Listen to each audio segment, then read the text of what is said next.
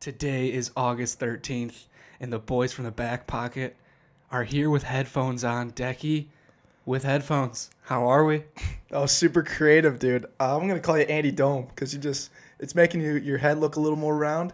You kind of look like the Scott Van Pelt logo, how he's got the bald head with the earphones. I feel like we're just enabling that right now. I'm vastly approaching that look, by the way. Also, we're both wearing hats too, just because we're worried about the texture of these headphones going full skin, I'm worried about that. Yeah, that would force my Scott Van Pelt look even more. Yeah. But hey, we're here. We're now podcast 62. What is it? Season 2, episode 27, I want to say, off the top of my head. We'll go with that. We got a big podcast today. We also have the longest podcast we've ever had in the whole world. So we're just going to make it, we're not worried about time. We're never worried about time because, we're in time. So, we got a long podcast today. Gordy Thomas, CEO of Moti Sports. Guy's just got an unbelievable story. Andrew, he's kind of related to you-ish. So you want to detail that a little bit? So Gordy Thomas, I got connected with him through my grandfather, Bill Goodhue, who we have talked about numerous times on this podcast. He is donned as the grandfather of Silicon Valley. Gordy went along the way to mention that Bill Goodhue is the grandfather of shrink wrap software.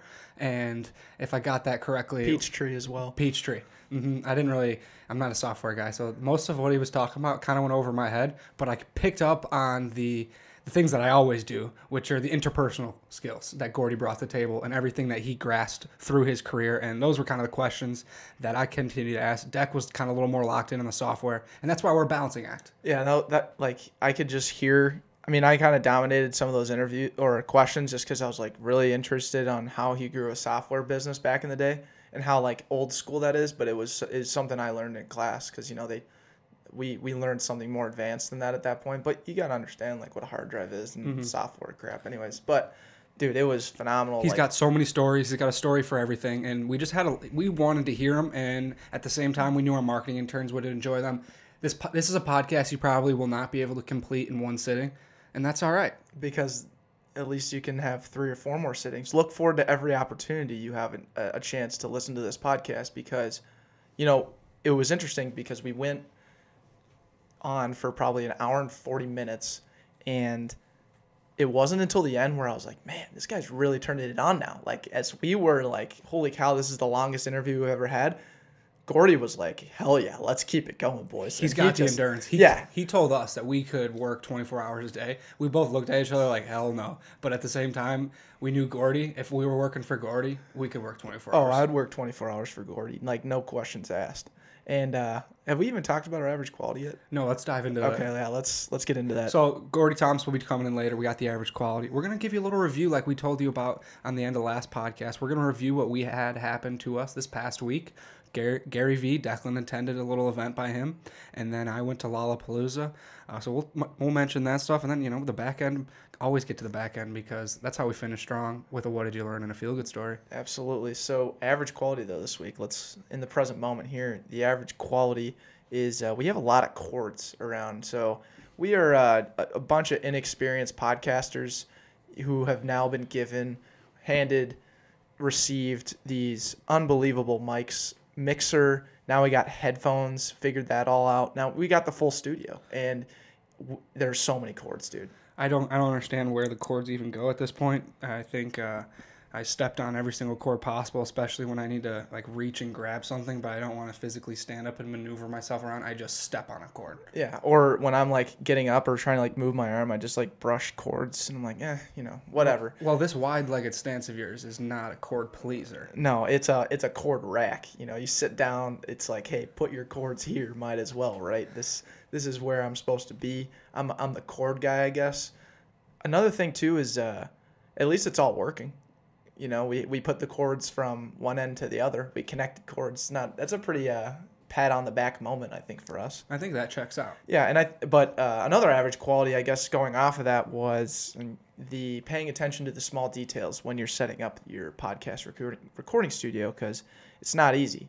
And when we figured out this headphone amp thing, I didn't realize that there's a difference in like audio jacks. So like a mono jack versus a stereo jack. I just blindly ordered something on Amazon that we just didn't need. And so that's my bad. Took a hit to the company card. It was like $2. Just want to let you know. We can write that off. I think that we can write it off as a donation. Yeah, to whatever company we bought it from, Amazon. So Jeff Bezos, $2 more rich at this point.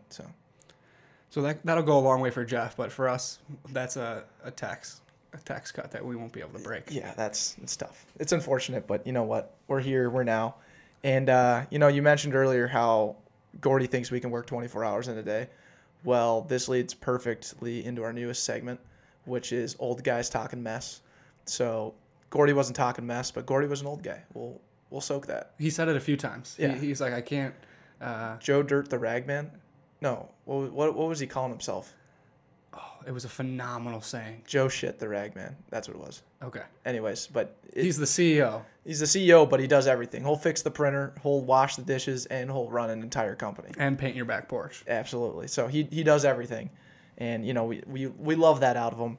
And so that got us thinking. Yep. We need to start sharing stuff that we had, experiences. We have those curbside story segments. However, those don't really detail enough about, old guys talking mess. Yeah, old guys talking mess is more so geared toward the detail. The actual like, oh, I'm like there. I'm right there next to Declan when he's telling the story, or right next to Andrew at Lollapalooza. Like, you're fully immersed in it, so we're going to be trying to be a little better storytellers right now, and we're going to take a stab at it. I'm not very good at doing that, but do you want to start us off, or do you want? Yeah, I'll throw it in. I'll throw it in the wind. So this past Friday, if anyone was listening to the back end, I went to Gary Vaynerchuk live in Rochester, Minnesota. What I didn't realize at an hour and a half before the show started was that Rochester is about an hour and a half away, and I'm just so bad geographically with the areas surrounding Minneapolis. Like, I just can't get it together. And one of my things is I like blindly assume, things are closer than they are, or just not really caring until the very end, until you have to care about where this place was. So anyways, I ended up showing up late to the thing, but it worked to my advantage. So the Gary V tickets ranged from $70 to $1,285. Like an absurd price range, and there was like 9 different kinds of tickets you could have bought. And I bought the cheapest one, being the poor kid that I am. I bought the cheapest tickets, and I walk in there, and there are a series of people that were speaking before, like Giselle Ugardi, which is the reason we found out about it. She was phenomenal. Then there was this girl named Rachel Peterson, who she grew this like $1 million social marketing company. And she was on welfare and like she was a single mom, like from the freaking bottom, built it up. Then there's Theo Von, comedian, and then there was another comedian that opened for him. It was just an awesome the whole thing was great. Stationary Astronaut put it on. He's coming on the podcast soon, Nick McLaughlin. But anyways, I show up. It's a big theater, painting the picture, and it's dark. We're in the middle of the performance right now, and I have no idea where my seats are. And so I just kind of went down the main aisle. I showed up by myself, which is a very key point to remember, is I literally was there by myself and just walked down the middle aisle, found an open spot on the left, and I sat like six rows back from the stage. And that's clearly not your seat. No. I didn't realize that until I sat down, and I noticed everyone's wristband was white. And I'm like, oh my God. And what color was yours? Red.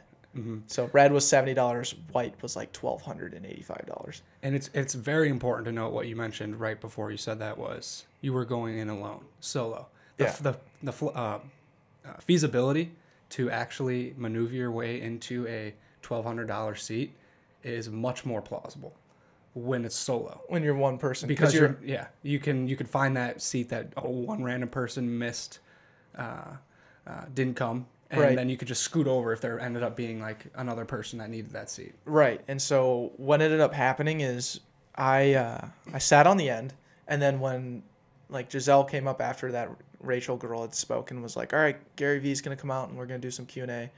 And so then there's just like the masses, the crowd just started rushing into the auditorium.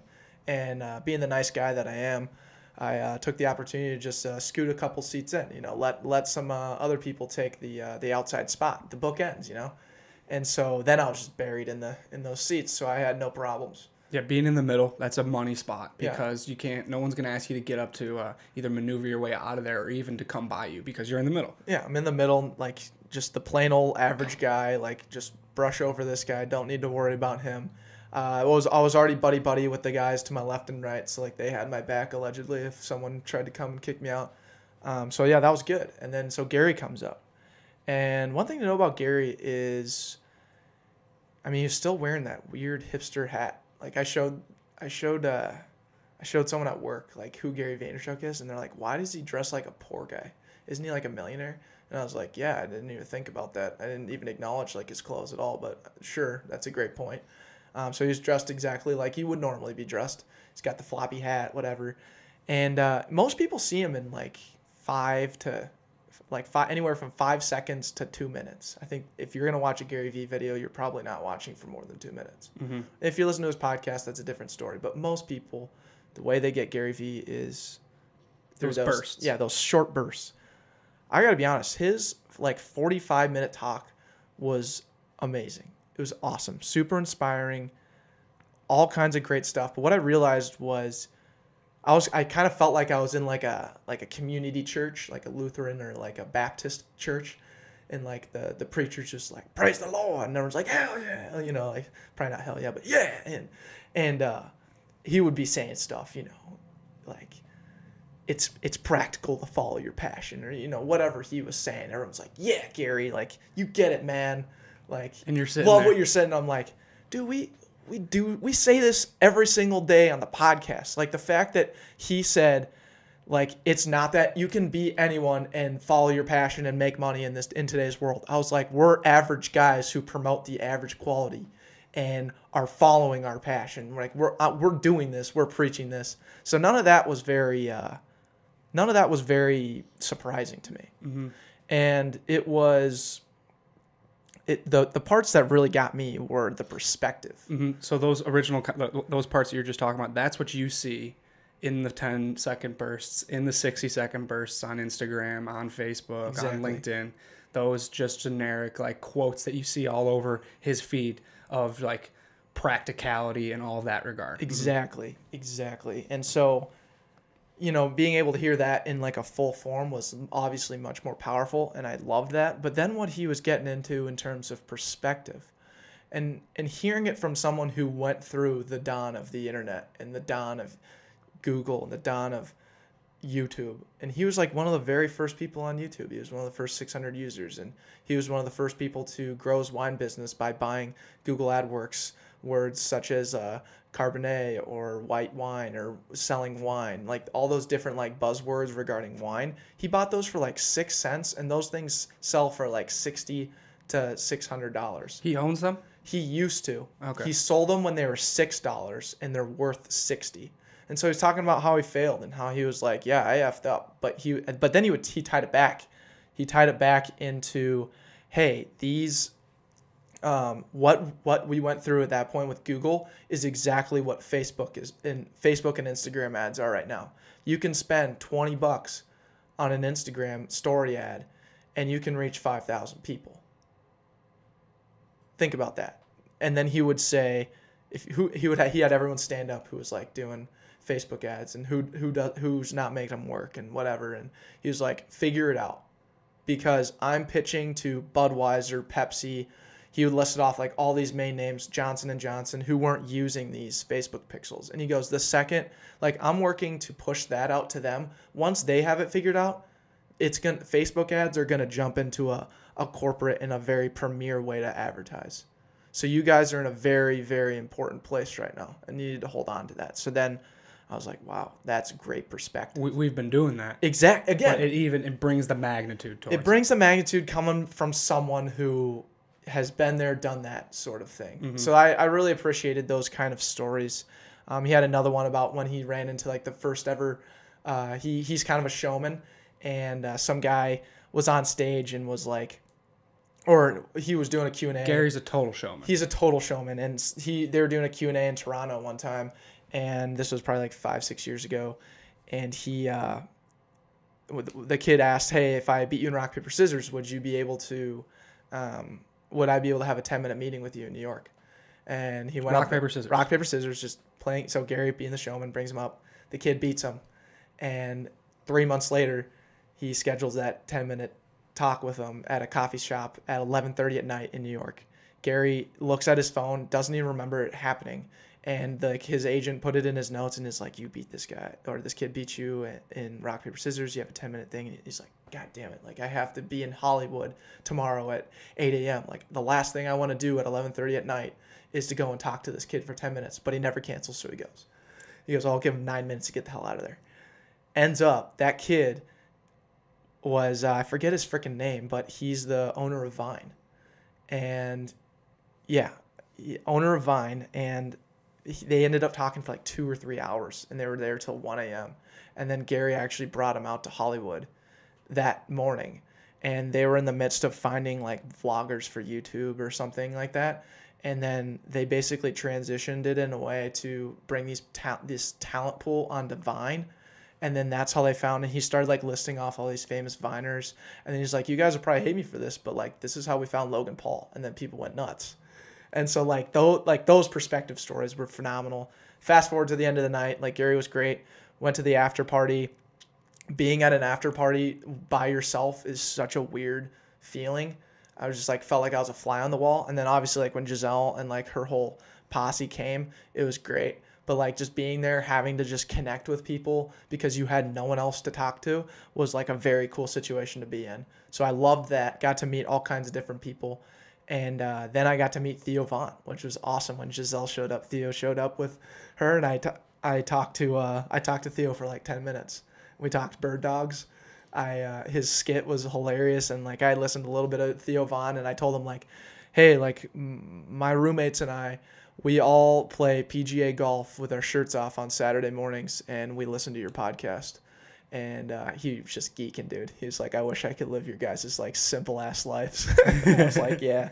And then at the end, I asked him, I was like, "Hey, you want to come on the podcast?" And he was like, "Honestly, dude, I have like so much interaction going on right now. Like, it'd just be really hard to do." Yeah, it and wouldn't work out. and I was like, whatever. Like, this is at the end of a 10-minute conversation. Like, I was already thankful to just be there, and we'll get him on eventually. Like, Oh, for sure. if Theo's gonna want to come on in like, I don't know, a couple months here, so calling our own shots. Phenomenal night though.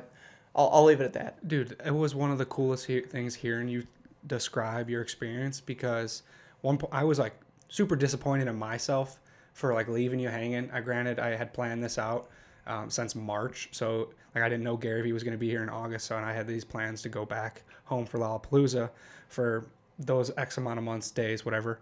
And then once I found he was coming, I was like, damn, like this would be a sweet experience, and I totally think we could totally dominate what it was going to bring to the table.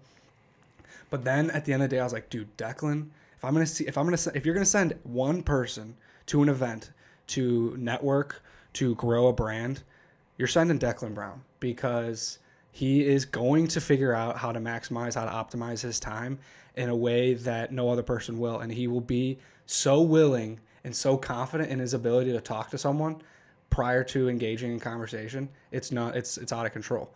Like, that's one quality that is not average with you by any means, is your ability to talk to anyone and get them to be engaged. It's not like you're talking to that person and you're just talking their ear off. I mean, at times you might be, but at the same, they're listening, because you can connect with anyone.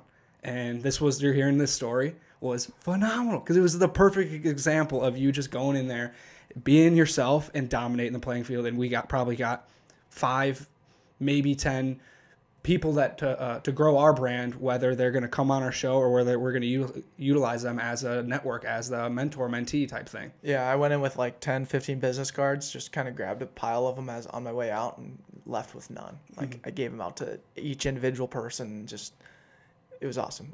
Such a fun time, such like a really cool growing experience, just being able to just like be on this Declan Island and just welcoming other people. It was awesome. And then hearing your perspective on Gary in person was also huge. I mean, we talk about him one time every single episode. Guarantee we bring up his name. We beat the Gary V horse like crazy. Absolutely. And probably some people are super annoyed with like his over push of content, and that's whatever. Like you can have that opinion. I'm not going to disagree with it because it can seem overbearing at times. Mm-hmm.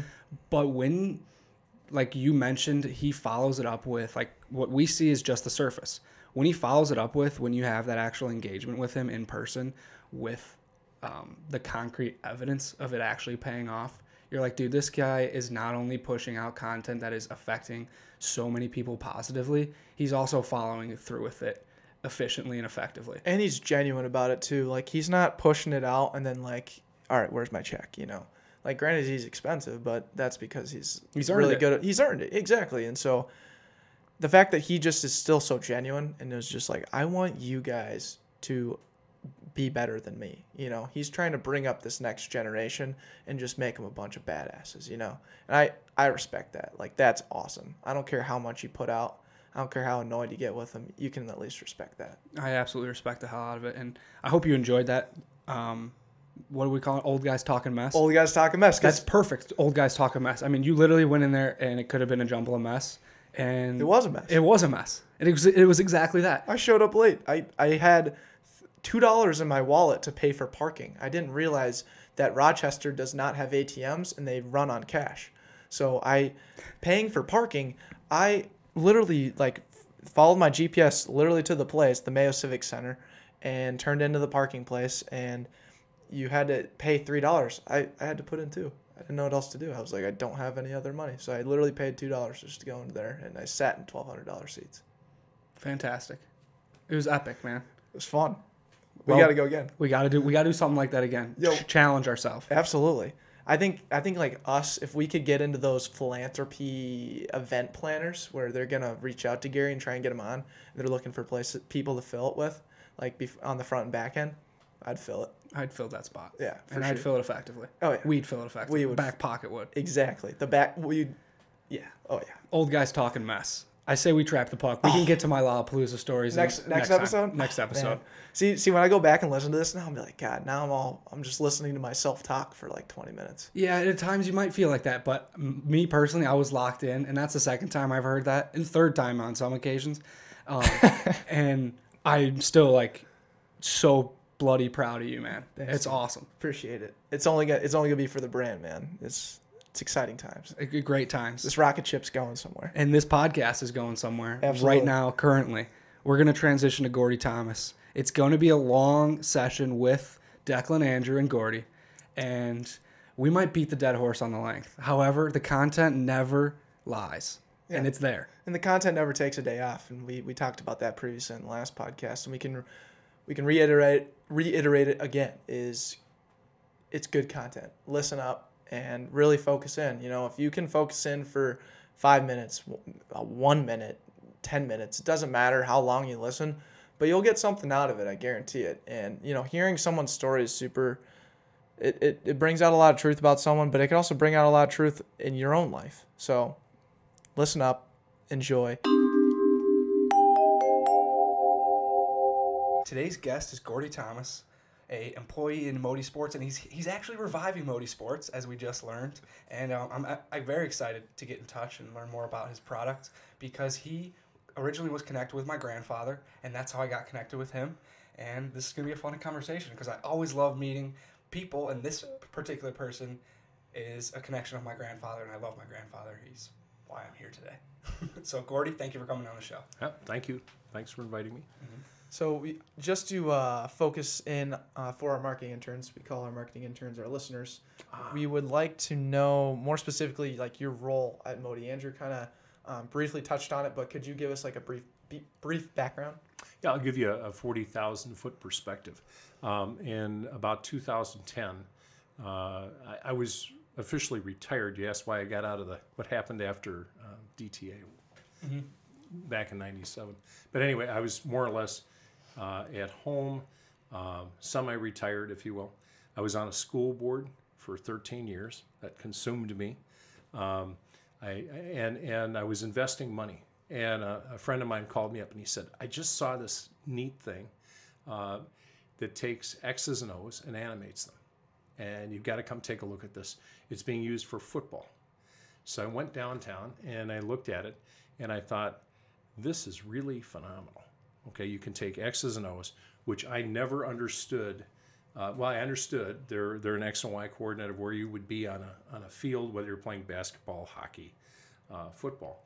And it would create an animation, which you could see visually moving in a 3D space. And I thought, this is kind of neat. And they could also show the first person perspective in the 3D space. And all of a sudden I realized that's the perspective people learn from. Okay, it's not certainly the X's and O's and the X and Y coordinates show you where you are in the field, but when you're running down the field, you aren't taking, your perspective changes when all of a sudden other people are moving down the field. And so they showed this to me. I invested some money. They said, myself and a lot of other people did. There are about 50 some investors in this company. So, and there was a young man named Lou Nanny, and Lou was on the board and said, we need someone on the board here with computer skills. Okay, so I'm an old retired computer person.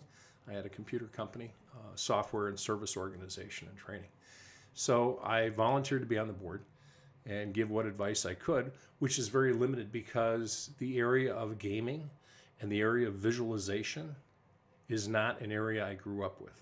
Okay, I grew up in the telecommunications area, helping companies put up their first online systems in captive networks, and grew a consulting firm in Minnesota, Illinois, and eventually Bangalore, India.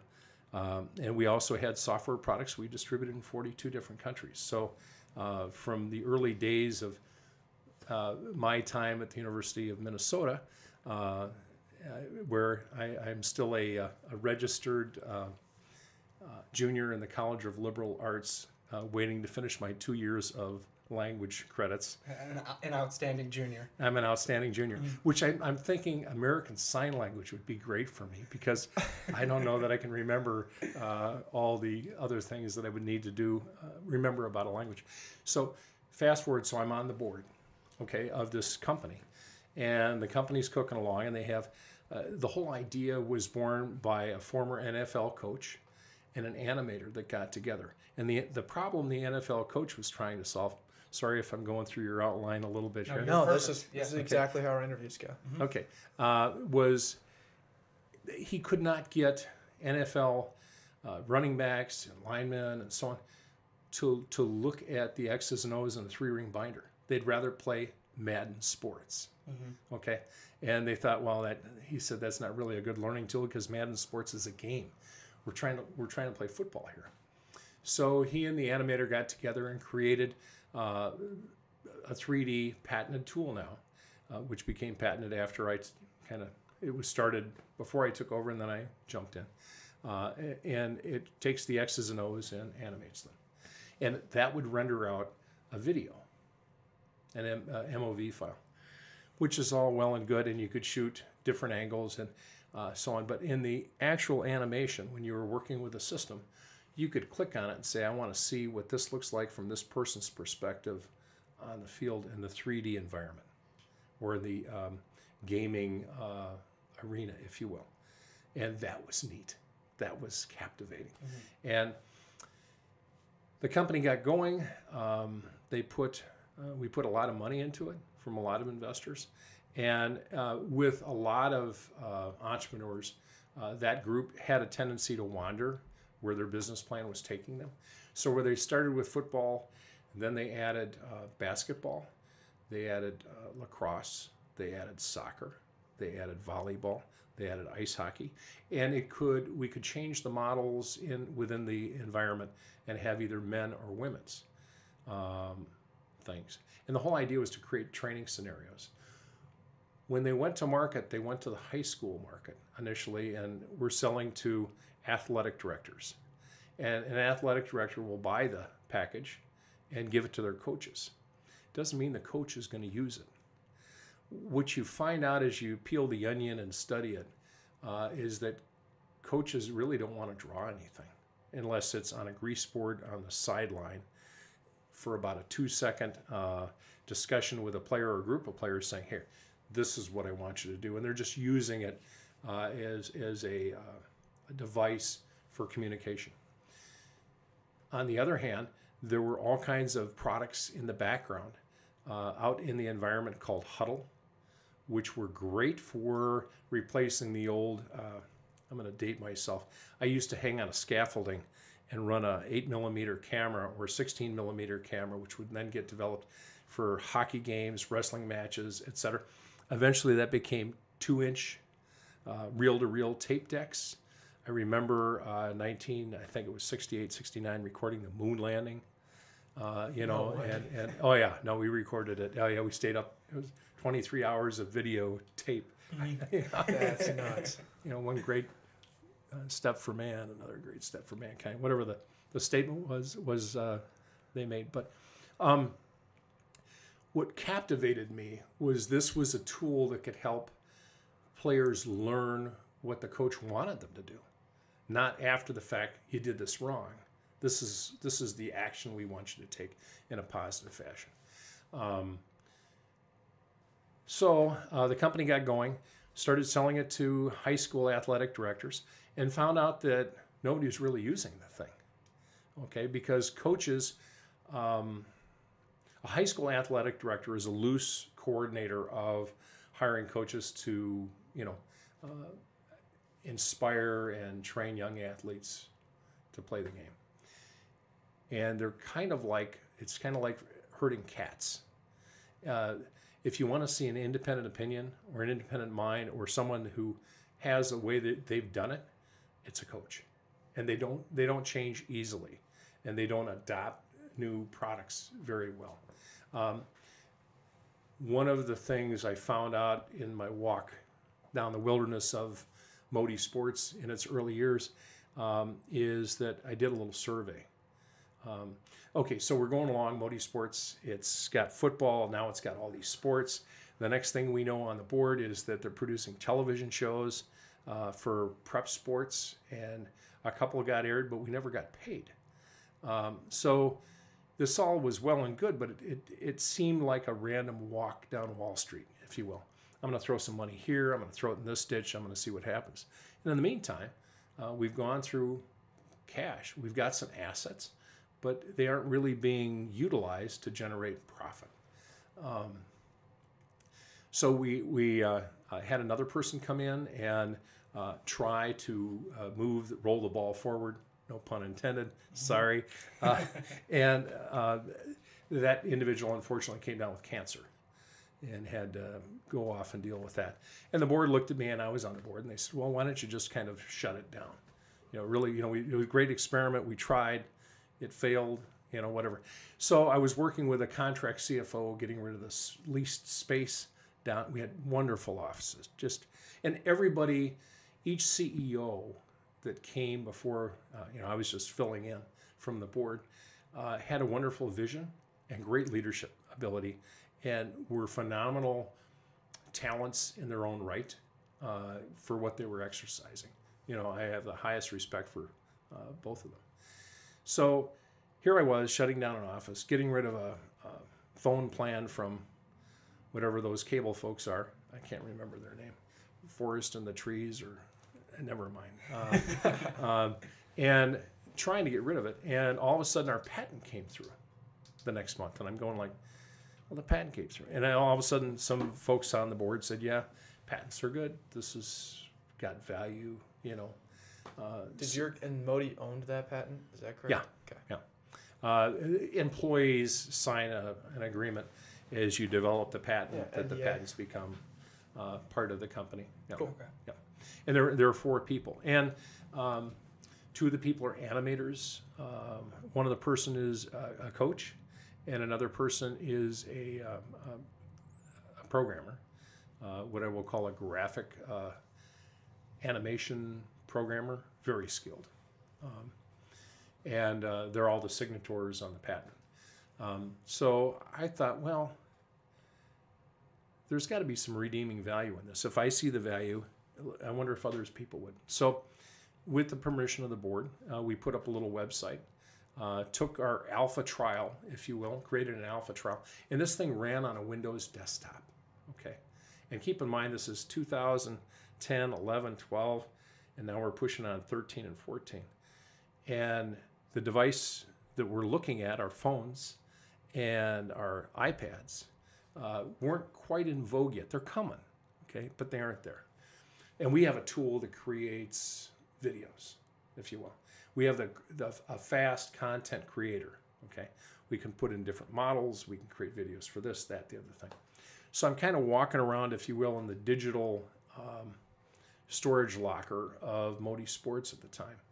And I tripped over some animations, and I looked at them, and I said, this is really neat. And it was a series of 12 soccer drills, okay, that were actually created not using, unbeknownst to me, our software, but done with an animator. And I was captivated by them. And so one of the initial founding CEO had a phenomenal talent for finding incredible leadership in the ranks of very specific sports. And one of those for football, basketball, etc. I'm going to leave some names off, but one I know specifically was for soccer, a gentleman named Alan Merrick. And so I called up Alan and I said, Alan, can I stop by and show you what I found, and you could explain to me the context of these? And he did. He walked through the 12 drills, and I said, yeah, but it's just 12 animations. There's no audio. Oh, I can record that. I can put all the coaching points on there. So he did. And I wrapped that up, and I created a little app, okay? In the meantime, I'm going to back up. At the same time, I was just I'd taken the desktop app and the alpha trial, and I had found a list of 18,000 high school coaches. I don't know where I came up with it, but I emailed out to these 18,000 coaches. You know, today I would lose my domain reputation by doing that. Thank you, Google. Anyway, I emailed these folks, and I had 355 people come to our website and download it in all the sports. And they actually tried it. And they had it for 60 days. They could draw plays. I had some instructional videos out there that would show them, you know, here's how you set up the players. Here's how you do the route lines. Here you look at the 2D and 3D simultaneously.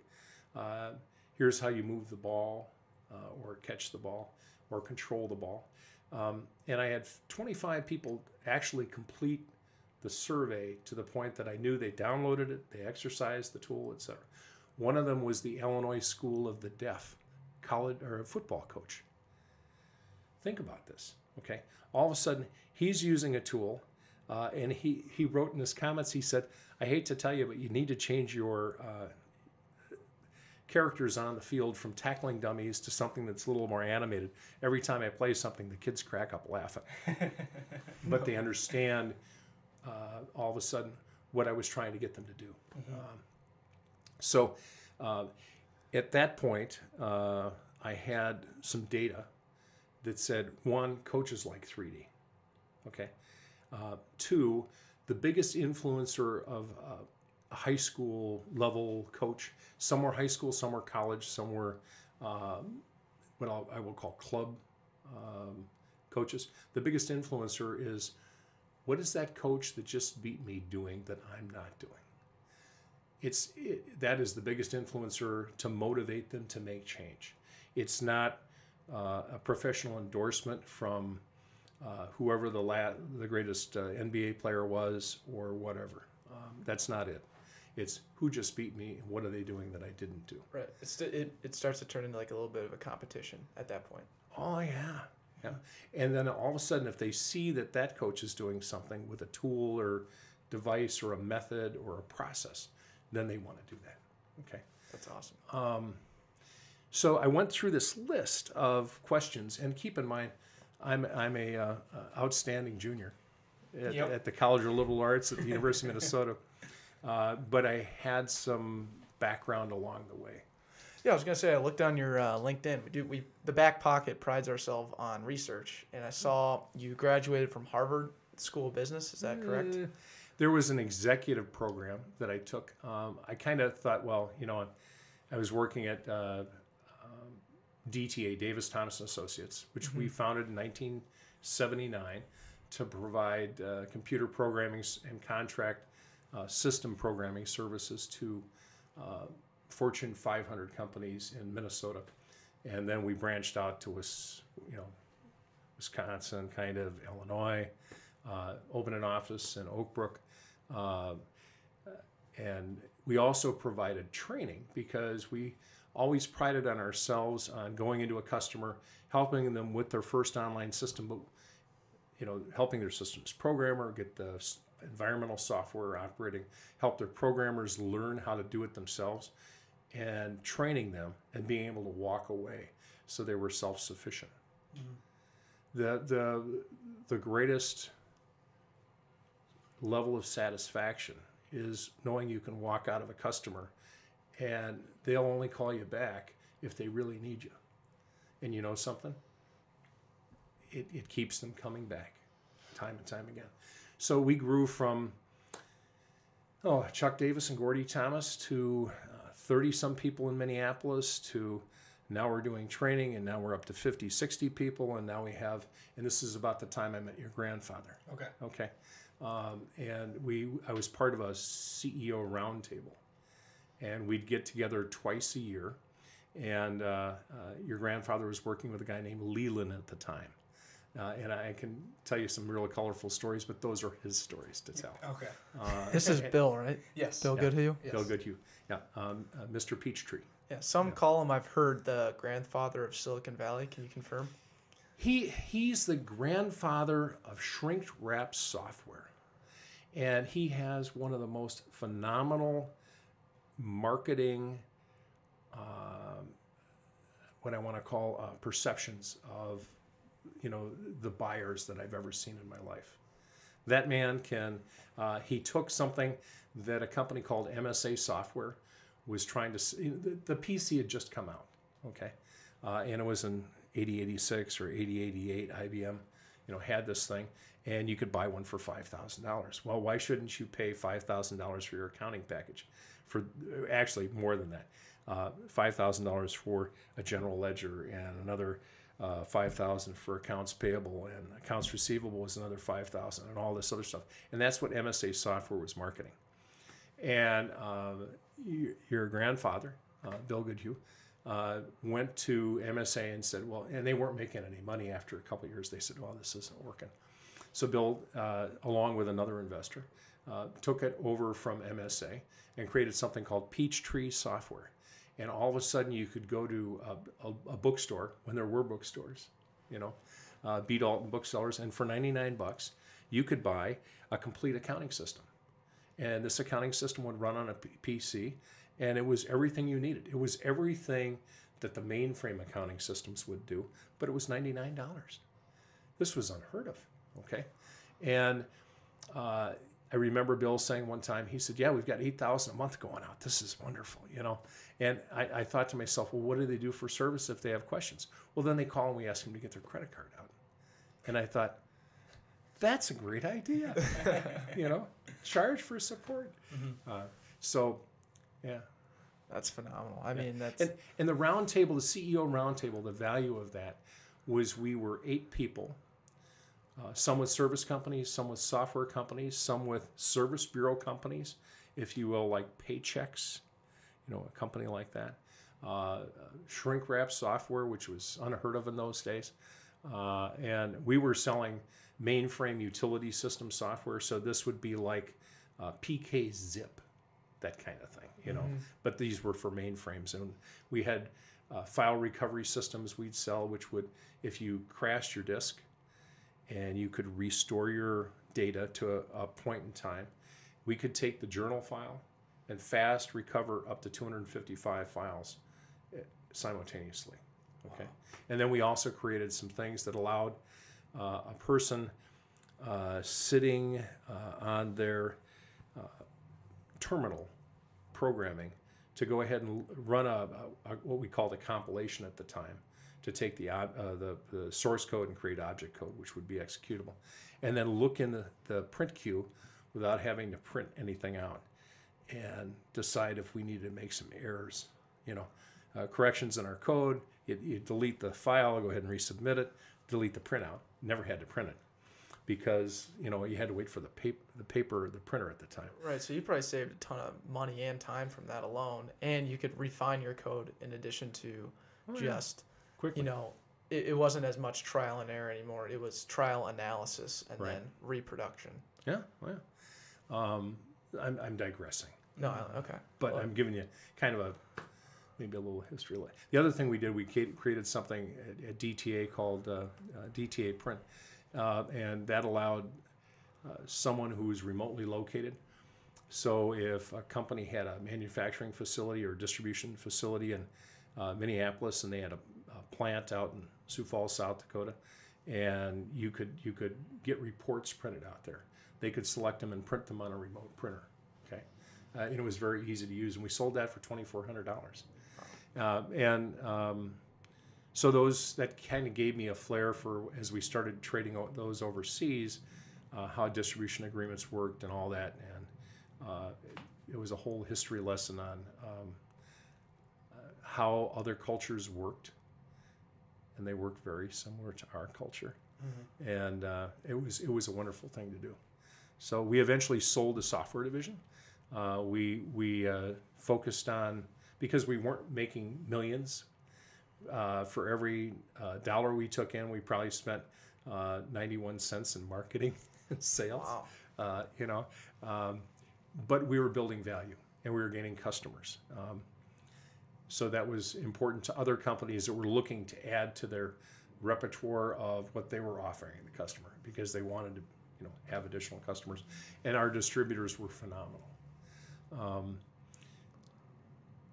We had training systems, so we had 2 classrooms in Minneapolis and 2 in Oak Brook, and we'd probably pass 2,500 students a year through those classrooms, teaching how to program online systems. And that online systems changed from when we started doing it in the early 80s or mid 80s, when we started teaching our first class at a microwave company in the western Twin City suburbs that everybody remembers probably their first microwave from, to client-server architecture. And client-server architecture came along. I was taking a trip in India, talking to a company called Datamatics at the time. And there was a gentleman named Lalit Kanodia, Dr. Kanodia, and his crew. And they were one of the small but innovative software firms at the time. And this is 1987, 88 time frame. Actually, it was probably 1988, 89, because I'd already started taking that OPM class at Harvard. And that's how I met some of these folks. So I made an excuse to go over there and see what they were doing, because the cost of programming talent was going up. And also I realized this client server's coming, and none of the mainframe folks knew how to move or migrate. And there were a lot of what we used to call legacy systems. You guys call legacy systems. Mm-hmm. We called them current stuff. Yep. That was the hot stuff back then. Oh yeah, that had to move, and people wanted to try different environments, because the computing environment went from mainframe rooms with thousands of tons of air conditioning, cooling them, down to a desktop PC, and now down to a phone. So we went over there. We found some bright young individuals. We brought them over on H-1B visas to teach classes. I saw a hospital as big as St. Paul Ramsey Medical Center being run with 2 486 PCs and 500 TTY terminals, running all the same applications St. Paul Ramsey Medical Center, which is now called Regions, was running at the time, except for the insurance processing. And I thought, and it was running SQL Sybase system using a Unix operating system. And I said, if they can do this on these 2 PCs, these folks know what they're doing. Okay, So, but hospital standards are a little different over there than they are here. But nonetheless, you know, bacteriology, patient scheduling, a lot of the systems were same. So we brought them over to help train our programmers here in the Twin Cities and in Chicago how to do those things. And I remember, so that was the background I came from. Fast forward, we sold the software division, and eventually it was 1997, and I was looking at, is there value in this? You know, I've spent more time traveling for software products and for Chicago, and I want to spend a little time with my kids before my family has a history of coronary heart disease. So I said, I should do this, you know. And I'd seen some of my other associates from the CEO roundtable, you know, punch out, I guess, you know, cash out. So I did that, and I ended up the week after I was my final week, I had some guy walk up to me in August and said, you know, you really should be on the school board, you know. So I did that for 13 years. That was an education. And in the meantime, I was farming. Okay. So here I am farming on the school board. I just get off the school board in 2010, and all of a sudden, I made this investment in Moti Sports, and the next thing I know, I'm on the board, and the next thing you know, within a couple of years, I'm immersed in it. Okay, and I'm a volunteer from the board working there. I have the title of CEO, but you guys asked me what's my title, and I said. Please go for it. Joe Shit the Rag Man. I do everything. You know. Swiss Army knife. Yeah, with a little extra. With a little bit of humility, dude. Yeah, I got that. So we did the alpha trial. That came back with good results. We learned a lot about the coach, and coaches they want to spend more time coaching, and they don't want to draw plays. Mm-hmm. They do not want to draw plays, so they don't mind having something that draws play that are pre-drawn. They'll just use those. And if there's a special thing, yeah, they may want one or two things where they put their name on it. So those were kind of the lessons we learned. Along the way, we had some, the board that Moti has is phenomenal. We've got a gentleman who's been a senior vice president, executive vice president for brokerage firms in the Twin Cities, and knows how companies make money, how they finance things, you know, exit strategies, et cetera. And he's always been right there. We have someone from the entertainment industry who now controls, if it's not sports or news on one of the major networks, it's called Primetime, and that's his domain. Okay.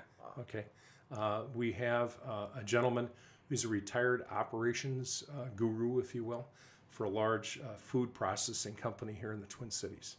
So he understands process control and so on. Nice. And we have a gentleman who is in the entertainment legal industry and has been providing guidance to us. So it's a great board. Okay. Very multifaceted. Yep. A lot of different talents. And these are kind of the people I want to get in depth and unpack a little bit more, and including yourself. You've been around a lot of startups, a lot of people that have found their path through figuring it out and moving forward. Mm-hmm. Our market audience right now is in their 20s, and a lot of them are entrepreneurs themselves, whether they're influencing people in software industry or they're doing it in fitness or some type of health personal route. service or personal service. Exactly. Yep. I would like to ask you some advice for these people and for us as well. What were some of those qualities you found that were kind of across the board that entrepreneurs had that you found helped them become successful? Because you're around them, these CEO boards that you're talking about, they all have probably different attributes they brought to the table, yet there might be an overarching theme across the board. And I was curious if there was something along those lines. The ability to listen and understand your audience's perception. I would say that is key.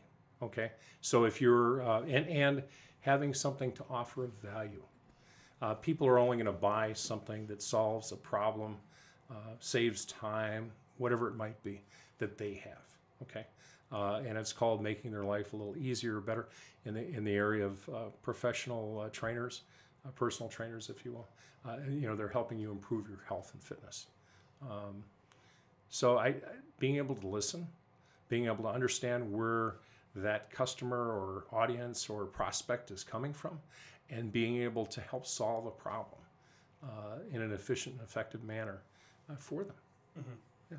And I feel like we hear these common themes, and listening is always so prevalent. And one of the coolest things about this podcast right now is our growth in that aspect. I mean, originally we would write down these questions, and that's all we would ask, and then we wouldn't be listening to your answers, and we wouldn't build off that.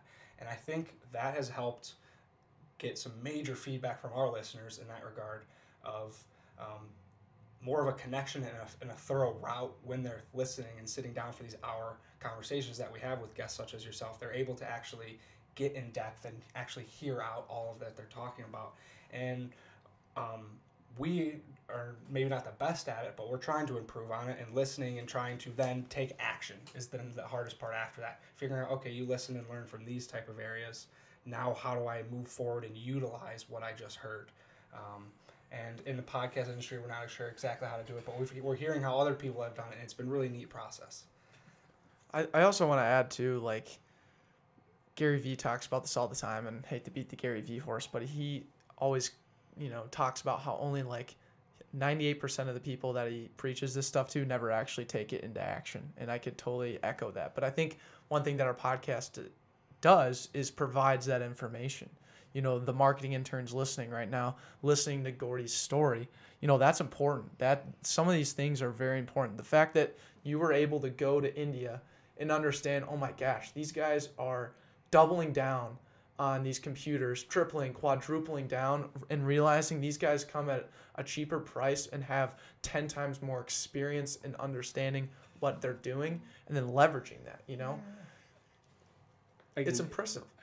I can expand on my India experiences. They're wonderful people. They understand technology very well. They don't necessarily understand business process, or it's not considered an honored profession in their industry and in their culture. If you look at if they were a PhD in physics, or a physician, or a surgeon, or something like that, or a computer scientist, that is an honored profession. Business is not considered an honored profession. But that's what you were. You already had that. You weren't looking for the business guy. You were looking for the whiz computer scientist. Yeah, to help teach the people in the United States that already understood the business applications, how they translate, the instruction set from working on mainframes to working on a PC to working with a distributed network or a non-distributed network, which now we call the internet. Mm-hmm. Yeah. Oh my gosh, that's crazy. Yeah. And so it's changed. I mean, I remember in 1972, 73, one of my first jobs working for a large bank was doing a paper tape transfer to a cash machine so that it knew what accounts not to spit money out to. Mm-hmm. And I think one of our listeners are taking away major right now is there's no straight path.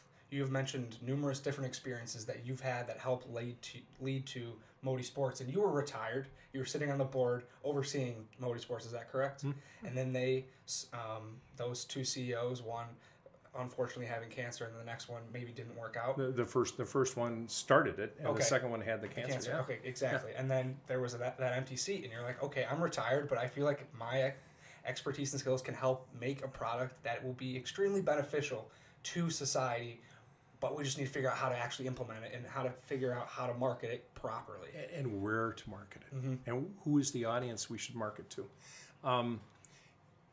I remember one time I did go to Harvard Business School for an owner and president management program in 88, 89, and 90. Well, we wore our Cornell shirts just to kind of show you. We didn't graduate here, but we like to just say we have these T-shirts. So terrific. Yeah, now we graduated from there, allegedly. We just wanted to intimidate you a little bit with some Ivy League swagger. It worked.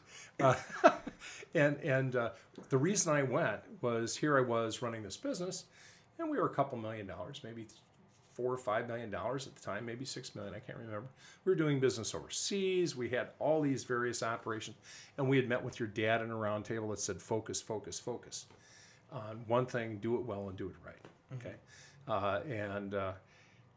I was looking for, is there anything I missed along the way by just taking a couple of accounting classes over at the University of Minnesota and a bunch of what they called MIS classes at the time, and an occasional marketing class, and not finishing.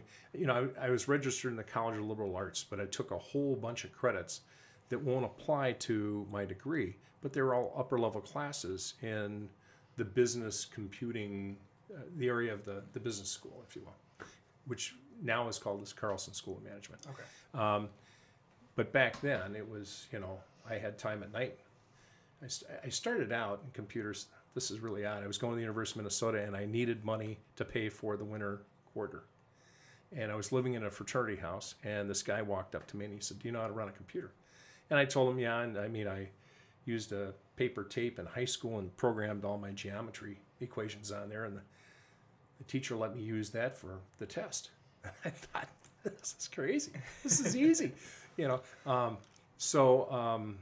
He said, "Well, I've got a job for you nights. You work 4 o'clock to 11, and these mainframes just run, and there will be 2 hours you can study with nothing to do, because it's just thinking." So I went and took the aptitude test, got the job, worked nights, and went to school days. Monday, Wednesday, Friday I went to school, and then Tuesdays and Thursday I volunteered over at the state legislature because I thought I wanted to be a politician. But I learned a lot. And I won't even go that far back. Anyway, so back to Moti Sports. You'll find that I have disjointed thoughts, but the reason I went to Harvard was I thought there's something I must be missing if I don't have an MBA or a business degree. And the program was 3 weeks long each year for 3 years, so a total of 9 weeks. And in the dead of January, I'd get up and I'd hoof it over to Boston and up to Cambridge and live in a dormitory with 6 other people in what they called a pod. And you were given every case study that the MBA program students go through over that 9-week period. And you'd work in groups trying to solve them and so on and so forth. And I think the case study method was more about learning how to communicate and listen and understand. And with that group, I'll say, I'm trying to remember, there were 125 folks that finished the process, OPM 15, and I'll say 40% of them were from overseas. Wow. And so you learn what their customs and process are, and you develop good relationships. And it's cross-cultural, you know. And you realize that running a business businesses have to be ethical, okay? Ethical businesses win always, 100% of the time. If that was a message I was going to give someone, that would be it. On my way down here, I asked someone, this Alan Merrick guy, I said, "What are one of the qualities we have?" He says, "Well, the qualities you have, Thomas, is customer service. You go above and beyond making sure the customer is pleased with what they've been paid for." Okay. So that's one of those things. You know, I guess I started out working in computer services, making when the mainframe would crash, I'd be there. I remember one time when a large hard drive manufacturer in the southern Twin Cities area was down, and I was the CEO of Davis Thomas Associates, and our division Minneapolis director said, "Yeah, we've got a group of 4 people down there. They're going to work all night, all weekend to try and get up on emergency backup sites so this company can process its MRP." And the problem was the company would fix the system. It would come up. It took like 18 hours or something to run the MRP run, so they knew what they had to manufacture at their plants. Okay, and you don't want to manufacture something nobody's going to buy. So they did that. And after 16 hours, the system would crash. They'd have to restore it all. After 14 hours, the system would crash. After 12 hours, this kept going on. This started on Tuesday, and by now it's Friday night. And you can imagine all the hardware companies the hardware company. The major hardware company. I think it has 3-digit characters in their lettering system. They had filled the skies with people from White Plains. You know, the shit has hit the fan when at 2 o'clock in the morning you're in an auditorium with 40 people and they're all giving status reports, because otherwise this company's going down the toilet. Yeah. And I went over there just to, I'm not technically competent anymore at that point, especially in the systems they were working at. And so I figured my job is to go buy coffee, bring donuts, make sure if someone needs to run for a manual, I can go get the manual or the microfilm to look what the original code looked like. And because this was an operating system thing, it was just, they couldn't figure out, is it hardware or is it software? And that is one of those mysteries that happens once in a while, even in today's environment. Is it hardware or is it software? So I was sitting around, and I happened to be sitting with some old engineers from that company that I'd worked on other systems that were down. And they said, well, Thomas, you're sitting here's a dump. You go through it, and a memory dump. And this was 8,000 pages of hexadecimal. So I said, I don't know how to read this operating system. They said, sure you do. It's just like the stuff you did over here and there and so on. So I got out a cup of coffee and started plowing through this thing. And I said, guys, I just found an instruction I don't understand. And this is a hexadecimal instruction.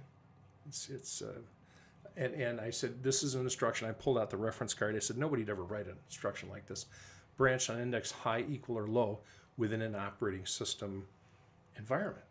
Is it true or is it false? Is it greater or less than? I mean, those are like the major ones. Or is it equal? But on index high, equal, or low? No. So we brought out the microfilm, and sure enough, we were looking at the object code, which was next to the source code. We translate it, and you could look at the microfilm, and it was a different instruction. No way. Yeah. So 4 bits of the instruction had gotten overlaid. That's it. 4 bits. Okay. Wow. Or changed somehow, and it should have never changed. Within an hour and a half, 3 other people in the room all found the same thing in theirs. And they're going, we never thought to look at that. Okay. And the next thing we walked back in at 6 in the morning, and I just went in, and everybody's just dragging. And it was time for another status meeting. What are we going to tell the customer? What's the resolution? And so everybody talked, all the bigwigs, and I'm sitting back with the software guys, and I said, I think we found something. Gene, you want to tell them what it was? And Gene's from that company and has the right to talk. Mm-hmm. Okay. And he informed them that we found in 3 situations where one of the instructions in the operating system had gotten changed. And all of a sudden, someone from across the room said, oh no, we upgraded everybody else's disk drives, but ours incorporate and the firmware where the disks are transferring information to the memory and the control unit. So they checked theirs, and they found the problem. Wow. End of story. But anyway, no, it's not the end of the story. Psych. The story was I went to Harvard to find out all those things that I may have missed along the way, okay? In business acumen, in marketing, in communications, and so on. What you find when you look at that group of people, including your grandfather, is an incredible drive that doesn't stop. And I don't know what it is, but I can tell you I pay the price once in a while. From the standpoint, I asked my kids before I got here, 2 of my kids, 2 out of 3. One of them said, you asked about qualities, or you were thinking about qualities. Mm-hmm. And I assume interpersonal characteristics are, what do you do well? What don't you do well? What will humble you at the end of the day? Yes. And some days you win at it, and some days you lose. That's absolutely it. Yep. And there were 3 things. I got 3 answers from 3 different people. And the first one said, you have more tolerance for everybody at times other than your family. You have higher expectations for your family than you do for others. Interesting. Mm-hmm. Ouch. Which is okay. I mean, you learn. The whole life, you never stop learning. And you're never the expert. The other one said, well, you're a good communicator. In fact, for males your age, you do a wonderful job at communicating. Okay, but there are times when you realize you didn't communicate well enough or listen well enough. you're a very good listener. But there are times when you're too quiet or analytical and you won't be expressive enough to let people know what you're thinking. Because being technical, I can go way back in the corner and not speak to people for days, which is absolutely the wrong thing to do. And then my final piece of input was, you take on more than you should and don't know when to delegate soon enough. So how does the entrepreneur know when to take the hat off? Find someone that's competent or cares, and then hand them the hat. Make sure they have the training, skills, and abilities to get the job done, and then support them in that role.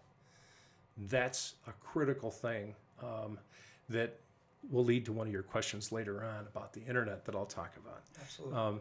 So fast forward, Moti, we did the alpha trial. We've got some interest. Hold on, before we get to there. Yeah. Those 3 things you just brought up. Yeah. Phenomenal. Phenomenal. First, thank you for taking it the extra step, because the majority of our guests, they do self-reflecting and they come up with 1 or 2 things and they talk about it. You took the extra step and you asked other people and they gave you feedback. I mean, that blew me out of the water. So thank you for doing that. Huh. And then this is the first time that's usually the question we ask to start off the interview. What is your average quality, or what are your average qualities? And that kind of like ignites like a relatable field. Someone as accomplished as you are, our listeners may not be as accomplished. They like we mentioned, they are the younger crowd. So when they say, oh, these are my average qualities, now I can relate to this person because they're always trying to strive and be better at them. So this has been the first time we've asked it this late, or it's come up this late in an interview. And the way you phrased it was perfect. I mean, you knew how we wanted it before we even opened our mouth. And this is something that we want to push out constantly, is like, when you wake up in the morning, you're thinking to yourself, this is what I want to be better at. I want to be more able to communicate my message across, but at the same time, hear other people out. And then, as you mentioned, have that trust in others to delegate. As an entrepreneur, that is the hardest thing. You started this is your baby, and now you're going to allow other people to work on it in a way that you trust them, and take your hands off and let them do their work. That's something that's probably in every single entrepreneur's head as they wake up in the morning. And that's a battle that you go through every single day, and you're trying to grow from. That's an average quality. You may be really good at it at times, but other times you're like, I can't let you do that. I'm going to do it myself. But you need to have the trust. So those 3 things are very prevalent, and thank you for mentioning all 3. Oh, you're welcome. And I got a reminder from one of the staff members earlier last week saying, hey, it's time to take this hat off. You can hand it to me, and I'll take care of it. Okay, yep. So you need to be reminded. You know, most people, I'm just going to stop for a second, will have skills and abilities, okay? They can do things. I mean, believe it or not, I was going to be a vocal music major, I thought, at the University of Minnesota. I loved music. You wondered, you'll find a lot of people in computers have a musical background. And I thought, if I become a choir director, I've got a bunch of 6th and 7th grade and 8th grade adolescents to train how to sing. And maybe that wasn't my career horizon. I enjoyed singing. I enjoyed doing, that kind of thing. And so I thought I'd make that my avocation rather than my vocation. But the other thing is, people spend an inordinate amount of time working on skills or talents that they aren't really good at. Okay, 80% of what I do with 20% of my skill set. Okay, probably. If you ask me to write a dissertation, my handwriting is terrible. Okay, and being that I grew up with binary 1s and 0s, English is a second language to me. Okay. That's a great quote. Okay. So what I encouraged people at DTA to do is use those skills and abilities that they do very well to compensate for those things that they don't. And for the things that they don't do well, find someone that does do it well. And encourage and promote and get them to do that. And move on. Because I could go to class after class of how to improve my handwriting, and at the end of the day, it probably won't make any difference, except that someone's going to see me sign a check or a credit card slip and go, that person has great handwriting. There you go. Yep. Wow. Learn from that person, though, Yeah. right? I mean, right. And that's kind of what entrepreneurs do a lot too. And Andrew and I mean, we've done it more times than we can think. Like, we just got these mics a couple days ago. The first 3 people we went to was not Google, but we went to 3 really well-schooled people in the audio industry. We thought of the first 3 people that we know in our neighborhood, in our social neighborhood, that could actually give us some answers and some, some real feedback. And I think that just speaks exactly to what you're talking about. It's a small example, but at the same time super meaningful, because then it allowed us to be way more efficient with our time. We didn't have to like sit here and figure it out ourselves or Google it and just do trial and error. We had people in our network, and that's what people. You've had some awesome examples of that, of reaching out to people. That CEO roundtable, I keep coming back to that. I think that's the coolest thing, and something that we should definitely try to continue to be incorporated in, to hear other people out that have been successful, but also are doing it in different ways. That was a phenomenal experience. We would meet for 3 days someplace. Someone would host it. Your grandfather hosted it in the mountains of Georgia. And it was a wonderful time. We'd work in the morning, and we'd play in the afternoon. And it was 8 companies, and everybody took a turn presenting where they're at, what they're doing. And then it was pause, reflection. And then it was like having 7 other people give you a review of what you're doing well and what you're not doing well, and or what you should be doing. Maybe opportunities missed, that kind of thing. And it was all constructive criticism from their perspectives. And you'd never get quite enough time to present your perspective. Your grandfather reminded me of this when we met recently, is that I told him how the clock was built. He just wanted to know what time it was. Yep. Sounds like my grandpa. Yep. Get to the point. How are you doing? Tell me your marketing matrix. Tell me how many customers you're converting from prospects to customers and how fast. Mm-hmm. He said that's all that anybody cares about. From a how would I put this? From a financial perspective and a stock market perspective, he's right. But I can tell you that there are probably employers down in Central Florida that wish they hadn't lost the perspective of what the cast member does. Okay, because that cast member becomes an invaluable asset when times are tough, or customers, or you have crisis situations that you have to remain calm and just work through. Mm-hmm. So it's one thing to chase that ratio and perfect it, and it's another thing to do it and leave a little tolerance for what I'll call organizational slack.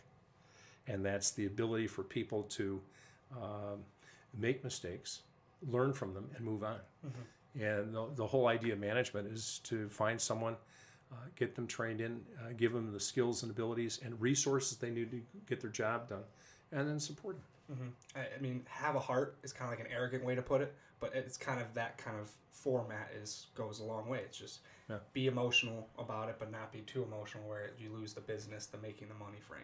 Right. Mm-hmm. Yeah. So where were we on the? So I went to Harvard. Yes. We did all these case studies. I made some great contacts on top of the CEO roundtable, and the CEO roundtable kind of disintegrated a little bit, but that was a microcosm of what I ran into in this Harvard thing. And also Harvard gave some maybe credence to some of the processes we had learned along the way in what I will call the school of street learning. You know, it's one thing to have a balance sheet and a cash flow statement, and it's another to say, do you have cash in your bank account? Are your receivables current? When I finally, in 1997, we had some junior partners at DTA. When we sold, I think we only had, out of like several $1 million in receivables, we only had like $7,100 that was never collected. Wow. So you had tight books. Yeah. Oh yeah. And that was after 30 days. That $7,100 was outstanding. Wow. So it wasn't a big deal. I have a quick question about that kind of transition. So when did you guys know, as the roundtable of CEOs or at DTA, how did you guys know that it was time to sell? I had been watching. I had been a student of companies similar to what we did that were public companies. I would get, I'd buy a couple shares of stock, I'd get their annual report, I'd watch the valuations. I looked at how they were conducting themselves in my market areas and how we were conducting ourselves. I would look at, are we unique? Do we add value? And we were unique in the sense that there was nobody out there doing contract systems programming. This was, if you will, I'm putting it in your generation now. Hang on. This would be your geek squad. We were the geek squad for the mainframes. Okay. And in fact, one of the mainframe vendors thought so highly of us, we became their vendor or their sales channel for, I want to say, I got to think about this, maybe 35 Fortune 500 companies in Minnesota. We were it. We actually hired some of their sales staff. We provided the engineering software support and engineering guidance for those companies. And whenever we kind of got out of it, whenever we had a big sale getting ready to close, that company pulled it back in-house, that customer in-house, and then they made the sale, so we didn't get the commission. So that didn't quite work out as well as we thought it could have. So we got rid of that and kept our independence. So the Harvard thing, the business school thing, but made me become a student of, do I have an exit strategy? Okay. Or is this going to go on forever?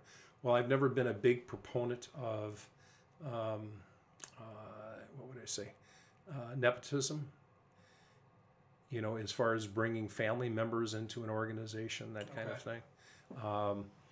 My kids would come in and run the copier machine when there was something to do, but it was all casual. They never got paid.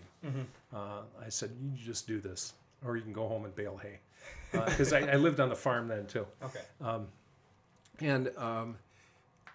But I looked at the industry and how many companies were out there doing exactly what I was doing.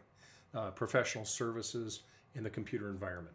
And as much as there's been a roll up in professional services, if you will, with used to be the accounting organizations, there used to be Arthur Anderson and Touche Ross and so on. And I think there was a roll up there. There was a roll up in a number of industries.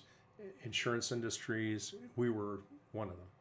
And that started occurring. And I thought, well, the stock market was going up. The year 2000 was coming. And one of the things that happened then, if you looked at money supply, the amount of money in the economy went up. The Federal Reserve was creating excess money supply to ward off panic. Okay, so there was lots of cash out there. Okay, all of a sudden, and I looked at the value and the multiples, and I said, "This is interesting. This isn't going to happen again for another at least 12 years, or 7 years, 14 years. Things go through cycles, and maybe it's 7 years. I don't know. In agricultural, everything goes through a 7-year cycle. We'll have a drought in 7 years, whatever. Yep. But the point was, I was looking at the valuations, and I said, I was looking at myself. I was looking at the valuations. I kind of looked at the industry. We had done some in India. We had created some year 2000 software that you could take your source code, your mainframe legacy COBOL, heave it in there, and we'd come out with a report of every statement you had to change in order to cross over the year 2000. Back then, all the dates were stored, a packed decimal date, it was called, an MMDDYY, and usually with a sign on the end, whether it was positive or negative. But everybody would store MMDDYY. So when you're looking at YY being 97 and all of a sudden it goes to 00, and you're doing a compare, is this greater than, less than, or equal to, you're going, oh, now we're in trouble. Okay. And people had the great idea, well, maybe we should make this a negative number or a positive number, or, well, what happens if someone's reading a dump and they don't know what that is? They have to reconstruct the data. So we created this software that you could heave all your stuff in and it would come out with a report. You knew exactly what you had to change. And of course you had to manage the data structure, and you had to keep your customers happy at the same time and go through the conversion. And I remember I thought, this is a good time to go. We have this little asset. So we put it on the market and had a company that specialized in mergers and acquisitions in our market segment, in our segment of the industry. And we had 26 people got prospectuses of who we were. We had 6 actively bidding. That's always a nice place to be. And we didn't take stock. It was an asset sale. You guys study that stuff in your business Yes. stuff. Mm-hmm. And cash is king. Yep. You can always print more stock. So you never ended up rolling out the 2000 software. Oh, we did. Okay. But I never lived to see it. You were gone by then. Yeah. Okay. And they made me hang around for 6 months to make sure there was a transition, like it would make any difference. But with I think we were 146 or 50 employees, nobody knew who I was, you know. But in that era also, what this was on our question list. So this was kind of right before the 2000s. But that decade was the internet kind of becoming extremely popular for us, for our sake. We were born. We were born then, and we live in the internet era. We've never not had the internet. I'm curious from your perspective, being in this industry, what was that like? How was it originally perceived?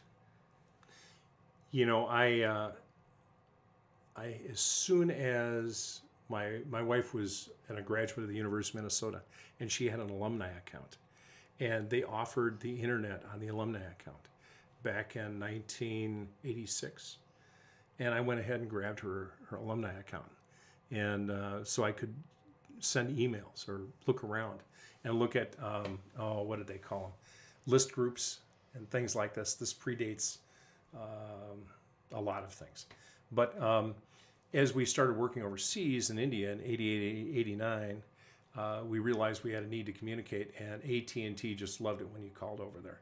They made money hand over fist. So one of the guys at work found a little piece of software from Israel that would allow you to compress voice and pump it over a data line. And we didn't, because we had a data line to our office, and it would allow me to communicate with a managing director at 10 o'clock at night. But we just had to realize we had to talk and then wait and then listen and then talk and wait and listen. So it worked wonderfully well. And that was maybe, if you will, somewhat of the beginning of the internet. I remember we still had the software division. Now you don't want to hear that story. Well, I guess for our listeners and for myself as well, understanding the magnitude of the internet now, was there an implication like that early on where you saw it and you were like, you know what, this is the next thing? It was radio to TV. Yeah. Now it's TV to the internet. Yeah. We in our professional services firm, we created a website. We started gathering resumes. We started automatically, when someone would ship us a resume, we would go ahead and catalog it digitally so we could look up various skill sets. We started doing that almost immediately in our Minneapolis office, and our recruiters took advantage of that. As far as getting words out about what we did with training had their own storefront, if you will, to advertise, come on in and take the class, be here a week. What was funny about, again, just to share this with you, people would come in and take a class for $500, $1,000, whatever it was, for 5 days. The folks from India wanted to have them take a test at the end. We said, no, just make sure they're competent and they understand the material. You don't have to test them. Well, wouldn't their employer want a grade? Yeah, they probably would, but that's the point. It wasn't copacetic to do that. It just wasn't done in the industry. So, did you end up testing them or no? I think those instructors ended up giving them exercises so they could make sure that when the student left, they understood the concepts that the course was there designed to deliver. Because they aren't going to teach them the business concepts, just how to manipulate the software to accomplish a business function. So, yeah. I like that. In terms of, so the internet is obviously grown into an insane monster, but now more so social media. Yeah. And I think that's the next step. In my opinion, I think from the transition from the internet to social media, now the growth of social media is just as big. The versatility almost. The versatility, just as big as it was from, radio to TV, TV to internet. I think this internet to social media thing is even, I don't want to say Right. even bigger, but what are your thoughts on that? I'm gonna get there in a second Okay, because I'm gonna do it in context of Moti. Please. Love it. So we're along. I've got this contract CFO, and this guy is sharp. Brilliant. I've never seen anybody do stuff with an Excel spreadsheet. This guy can make him do a Mexican hat dance. But a phenomenal, very intelligent man. Worked for an advertising agency that was used to doing internet kind of things. Okay, and keep in mind, from the year '97 through 2010, I kind of lived on the farm. I mean, I was void of things except through the kids and through the school district, et cetera. I remember at one school board meeting, there was a contractor there putting up a system called Our School Today. I don't know. It's used for managing classroom schedules and probably all kinds of things in a school district. And they didn't think anything of coming in mid-September or October and trying out a new system on the weekend and not being there on Monday when the thing crashed. And so I gave him my lecture on customer service, okay, and as a board chair. And the superintendent didn't know how to handle it. And by the time I got done with these guys, I was trying to be politically correct and discreet, but let them know they pooped in their own mess kit. You know, you don't do that, and you don't treat customers like that. Customer service works. You know, fast forward. Okay, so I have this great CFO. He's helping me wind down the company. He said there's an opportunity here. Maybe we can create a video storefront because we have a tool that can create content, and we could create all these plays and put them up for basketball, soccer, lacrosse, hockey, etc., and get away from the X's and O's that people find on the internet. If you looked at a play, looked up soccer drills or hockey drills or basketball drills on the internet, you'll find there are millions of them. Okay, they're all X and Y coordinates and line orientation. This guy understood the internet. This guy understood, because that was a void in my career, okay? I mean, I dropped out of sight from 97 through 2010. I was a casual user, etc. And I was an occasional explorer. I mean, I'd use everything from, I think there was a search engine called Dogpile. You guys probably never heard of it. No, I have not. Yeah, you can find it. Okay. And there were all kinds of early search engines that were out there that we were trying.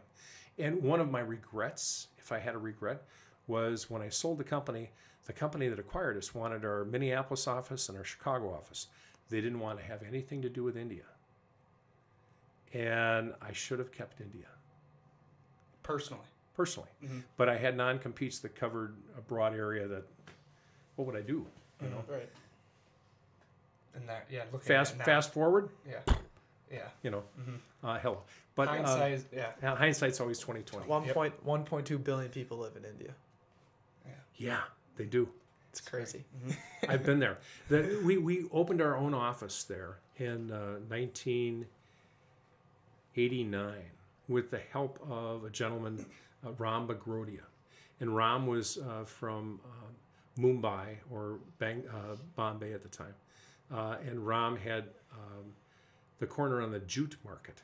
He made burlap bags, okay, and was highly successful. And this, I would stop in Bombay, initially to see Lillette Kanodia and Datamatics, and then we got the idea maybe we should open our own office. Cut out the middleman, Right. more profit, But you can only backfill the food chain so far in your supply. But anyway. So whenever I'd fly into town, I'd call Ram and say, hey, I'm coming into town. He'd always have a car waiting for me at the airport. Hospitality overseas is like nothing you've ever seen before in your life. And it's very affordable for them, I should say, or not. depending on your class or status or how much money you have. But he took care of me all the time, and there were a lot of nights at the old Taj hotel in Bombay. We'd have dinner, and I swear to God, the guy was going to drink me under the table. Not that alcohol was involved, but it was. And we had fond memories. But those associations, those relationships allowed me to go overseas and open an office in Bangalore. And at the time, Bangalore was a small, if you will, Midwest town on kind of a high plateau in the south central part of the country. And I remember when Kentucky Fried Chicken came out there, and Pizza Hut, and a lot of these brands. And I remember driving by a Cargill plant and seeing miles of carts with ox pulling the cart and the crop in the back, and these guys are all waiting to drop it off at the plant. You know, it's no different than watching these semi trucks going to the grain line down at Harvest States or Cargill down by the Mississippi River. A lot of similarities. And at the time, Bangalore was a small town. I want to say they had 7 million people or something. And a small town in India has 1 to 2 million people. That's a small town. That's crazy. But yeah, they have a lot of people, and they're wonderful people. That's our GoPro, and it struggles with. It was going for like 50 minutes though. Yeah. It's pretty impressive. If I talk that long. Oh, dude. Yeah. So, in answer to your question on the internet, one of the things, this bright young man that was helping with the accounting also worked up a plan on all the things we should do marketing-wise as we get the product launched, etc. He was an integral part of doing the study we did at St. Thomas. We had St. Thomas has a program for small, struggling businesses. We had 4 young ladies in the marketing program do a study for us, and they actually went out and interviewed 187 coaches, showed them our 3D stuff, and said, "Would you use this?" And answered some perceptions as to how would you use it? Would you want to draw your own? How would this work, etc. And that helped qualify where we're going today. Certainly, Alan Merrick helped qualify the fact that we're going to take one sport, see if we can do it right, make sure it works. And our target market focus has shifted from high schools to 6 through 12 years old, pre-prep sports. Wow. And the reason it has done that, it's all right, is, you know what this is? This is low battery on a phone. Technology, I love it. Yep. But the reason we did that is that's one audience group that really needs to learn basic skills. And if a young person in recreational soccer can learn 1 or 2 or 3 foot skills, they gain confidence, and they'll be back for the next season. At 6 years old, if you've got a person that knows how to control the ball, and they pass it to an individual that doesn't know how to handle the ball, and that person loses the ball to the other team, the skilled individual probably won't pass it to him next time. And all of a sudden, kids feel left out. I don't know if this happened to you in your careers as you grew up. And it happens at basketball, hockey, football, Every team sport. Every team sport. It happens in life too. In life. So here was an opportunity with Moti Sports to take something and show them what you want them to do. And we had something called a motion capture system. So what we did was, I'm sure you guys have looked at our site, and we motion captured these foot skills.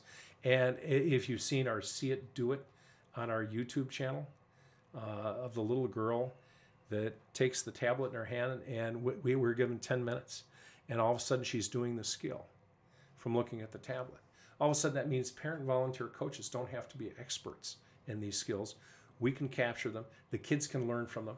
And if you take the practice plan or session plan, if you want to be politically correct in the soccer vernacular, and give it to the kids to watch or the players to watch before practice, guess what happens? When those players come to practice and the coach says, we're going to do 10 minutes or 5 minutes of working on sole of the foot drag back, the kids know what that is. All of a sudden we're going to do a 2v2. Okay, they've seen it, they know what it is. And for those kids and those families, not every family used to watch sports. You may be growing up with a parent that played basketball, I assume from your height. I wish. Yeah. My dad played football at Northwestern. Okay, football at Northwestern. Okay, and your dad Football at Cornell. at Cornell. Football Okay. guys. And my dad went to a military school, and may have played sports, but he never talked about it. From the age of 6 through high school, went to a military academy. But he never watched. He watched golf. You know, and Well, here's a perfect example. I don't know how to throw a football. I play football. I don't know how to throw a football because my dad's a righty and I'm a lefty. And I never really knew the fundamentals of twisting my elbow back and throwing it in that proper fashion, translating that from righty to lefty. I just couldn't process that as a young kid when he was teaching me as a righty. And I mean, that's just, and within my own sport, I watched it, I loved it and everything, but I don't know how to throw a football. And that's hilarious to me. I played college football. So you'd catch the ball. I'd catch the ball. I'd figured out how to do it a different way. But And you could catch the ball with your left hand where nobody else could. exactly, yes. So guess what? You were on the left side of the line. My guess. I was a center. Okay. Not a lot of imagination there. That's where it all starts, though. Yeah. But with Moti Sports, and how I see what you've come to now, is the parents are always being blamed, or they don't have enough time for the team not being successful, or their individual kid not being successful. They blame it on the parent or that coach. Right. But with this software and with this teaching skills, they have every fundamental capability to learn now, and it's on either the student or the coach to kind of ignite access to it in a way that they will be able to become proficient in for soccer, just simple passing with your right foot in a vertical And your left foot. And your left foot, exactly. You have to be ambidextrous. Ambidextrous, Right. and doing it in a fashion that makes your opponent better, not just not your opponent, your teammate better, because you're passing it in this way instead of just moving the ball back and forth, Right. or watching someone moving. Yeah, exactly. You know what I'm talking. You're participating in that thing. And one of the biggest things, I realized we didn't have anybody in the, what was that thing we just watched on July 10th? The World Cup. World Cup. Yes. We didn't have anybody in there. No. And Alan Merrick was in there in 1980, by the way. And in fact, he played for 2 different countries. One was England many years before, and the other was the United States. Oh, he did play for the United States. I didn't know. Oh, yeah. Oh. You bet. That's why you want to talk to Alan. Yes. For future listeners, for future reference, gotta get Alan Alan on. Merrick will be on the podcast. Yeah, Oh, yeah. he'll be out. But and he coaches the U of M men's club team. Now Okay. he's done that for like 20 years. Where's I going? I have half-heimers. So if I forget what's going on, I have to get up off my seat, walk through the door, come back, and then I'll remember halfway down the hallway what I was going to talk about. With Moti Sports, the coach is having less pressure of getting it exactly right and how having a platform. And the kids are sponges at the age of 6, 7, 8. They can learn these skills. They can do these skills. And if they learn them in recreational soccer and they can teach themselves and have a good experience, they'll continue with the sport. Okay. By the age of 12, the attrition in soccer is huge. In fact, if you read a July 14th article in the New York Times, you'll see that in the competitive ranks in soccer, it's decreased by 14% in the last few years. Okay, which is kind of a surprise because with all the concussion stuff, well, we figured, well, yeah, football will take the hit, etc. The key is the 2.3 million kids that play competitive soccer in the United States, or 3.2 million, depending on where you get your statistics, are playing competitive. We know who they are. We're registered. The people who are playing recreational soccer are 3 to 4 times that size. Okay, and that's the talent pool from which these competitive clubs can draw from if they come along. And so we've been focusing on recreational soccer. Parent coach volunteers, club directors that don't have time to even worry about that. They're worried about their competitive side and their care and feeding of the traveling teams and so on. Let us help you with this other side. And so we see that as a process that if we can do effectively in soccer, we can do it effectively in basketball. We've got a guy named Gordy Thomas, who's one of 2 Nike Spark trainers in the world, that when, for example, Maya Moore has in the Twin Cities with the Timberwolves, Correct. Yeah. They're the No. The lady The Lynx. The Lynx. Lynx. Yeah. Wonderful. Boy, am I brain damaged. But when they have a football camp or a basketball camp, he comes in and runs those. When LeBron James has one, he goes over there and runs those. He's a trainer all over the world. So he's one of our resources for basketball. And we have a similar thing in the other sports, but we want to do one thing and do it right. The internet is critically important. The CFO that was contracting pointed out to me, Thomas, you got to have a plan for the internet. You guys are focusing on club sales, and that's a B2B enterprise. That means pressing the flesh, doing demos, doing webinars, which we're just starting to do, and we're the caveman of webinars. If you want to see a webinar caveman, this is it. We went through 14 scratch and restarts and delete the video. And glad no one was on. And we're finally starting to refine it. And what I don't understand is the bandwidth, because we're using this thing called GoTo whatever, and jump in the lake, and for our webinar. And all of a sudden they want to meter our bandwidth. So here's a cute story. So I live at the end of the earth in Hennepin County, where the utility gives me DSL at substandard speeds. Mm-hmm. And my partner in crime, Alan Merrick, lives in Lakeville, if you will, and he has the Forest and the Trees phone company. I don't know what they call themselves. I think Daniel Boone or anyway. Yeah, I don't want to mention that. But anyway, his service is really not much better.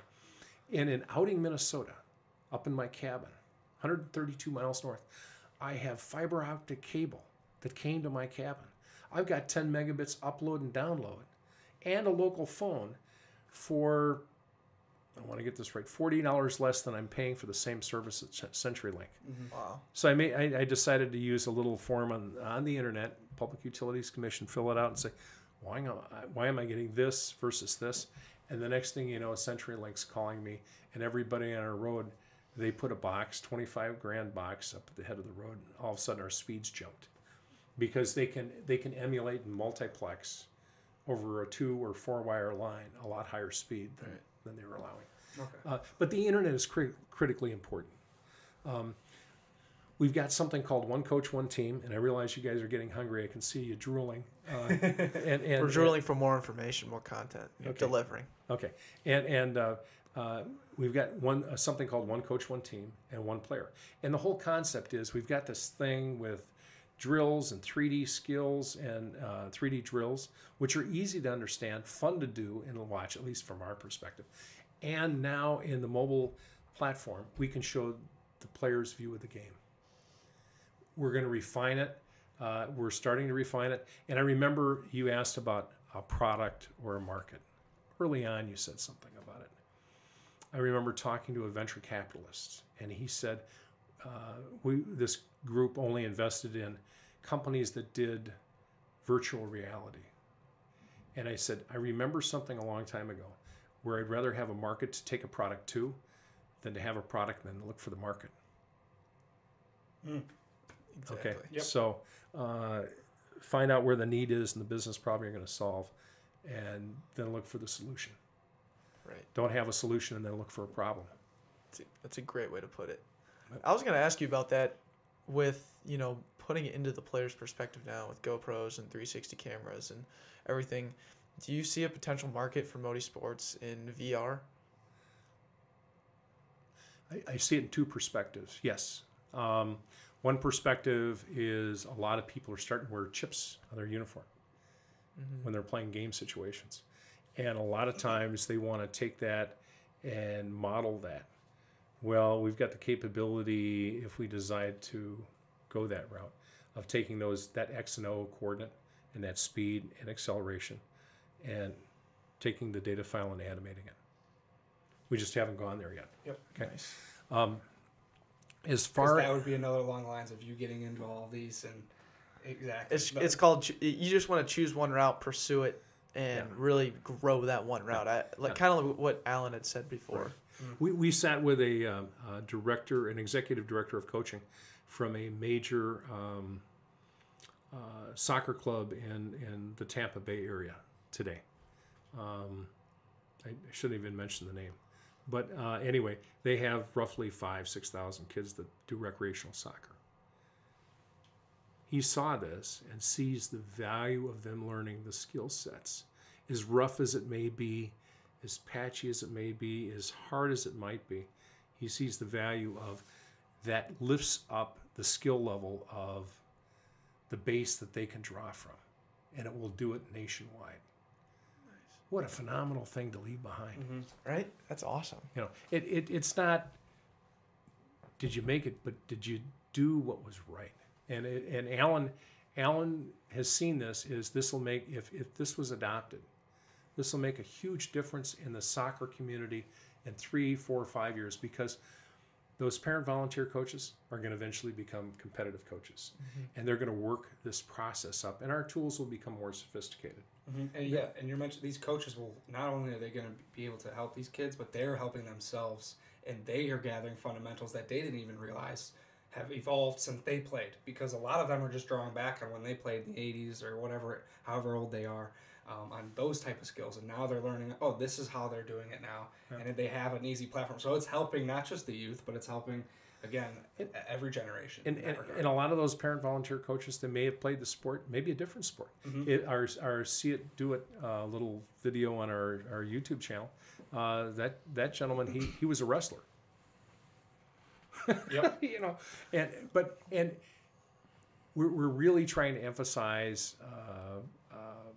Okay, so back to the internet. This is critically important. So we've got a B2B product, mm-hmm. and we seem to be chunking that thing out. And I've done a terrible job. I've done a terrible job, not the staff, of trying to do the B2C, business to consumer. And part of what your grandfather did was he reminded me, you've got this huge group out there, this funnel, and you need to pass them over the funnel and turn on the vacuum cleaner and bring them on down. Mm-hmm. Okay. And of course, I think one of the things I said about my characteristics, I tend to be impatient. So I remembered, well, yeah, you just get a list of 18,000 names and go, poof. Well, not anymore. People don't want to get spam. They don't want to get junk mail. I mean, the rules have changed. You've got to be a good student and a well-behaved player in the email market. Okay. So I thought, well, okay, this is kind of going, you know, and again, we're trying to drive people to try this. And our developers look at this and say, Thomas, you know, your app is free in the store and you're charging for content. But we all know that if you study the iTunes paradigm, iTunes users are 4 times more likely to buy something than an Android user. I mean, did you guys study this? No, I have not. No, that's new to me. It's true. They're 4 times more likely. And they trust the iTunes store. And I can tell you, putting an app in the iTunes store is there's more rigor to some degree than no, there is more rigor to get in their store content and so on. And they police it. The beauty of the market overseas is you can put it in the iTunes store and you can put it in Amazon or Google or whatever store you want. There could be Amazon. And you don't have to worry about taxes. You don't have to worry about marketing distribution agreements. You don't have to worry about any of that stuff. You have to worry about it. You have to be concerned. You have to be cognizant so that when they say, hey, we're now converting from the US dollar in iTunes to the Korean, I'm trying to remember their currency name, and I apologize to those folks from Korea, but they're just going through that transition. That'll happen in September. But you have to be cognizant of how that plays out, at least on, you know, besides opening up the exchange rates in the local newspaper, mm-hmm. Right. Or maybe online. Sorry. The internet, we've failed at. We haven't done well at. And I've had marketing folks within my organization, software folks within my organization saying, Thomas, your grandfather, saying you've got to do better. And he's right. Solutions come from one perspective of the developer saying, hey, you should take everything, all the content you have, and make it granular so that someone can download your app and purchase this drill for 99 cents or that skill for 99 cents and use it. And yet we've spent we've got two people with 70 years of coaching experience in soccer saying, hey, at U6, U8, U10, U12, this is the progression kids should learn at. And if they accelerate it when they're ready, that's fine. But if they aren't, they can break an ankle, they can do all kinds of things. And this is what is developmentally appropriate. And as it turns out, those are high standards that were developed. So we fully expect someone to take our 166 practice plans we've already developed and dumb them down a little bit for their organization until they can ramp them up. Because I can tell you, some of the stuff at a U6, Alan says, oh yeah, I'll do that with my college players. And he will. So the internet, what we need to focus on is, do we want to go granular and let people pick what they want? Then it's like having a potpourri of people going to YouTube and saying, or Google and saying, I need these plays. But they have no context with which to assemble them. How long should the session be? When should you do water breaks? How do you reinforce those skills that you just taught on the front end with the drills that are next before you do your small-sided games, your scrimmages, that kind of thing. Where we've got decades of experience that have already funneled that together. It's one thing to give it to a club and someone who's consciously competent that knows how to change it, but we were engineering this for smaller clubs that may not have, the coaching director may not have time to do that. Or the one coach standing out in Kearney, Nebraska, who just got asked to, you'll coach this U8 team, otherwise your daughter won't play, there won't be a team. So they volunteer.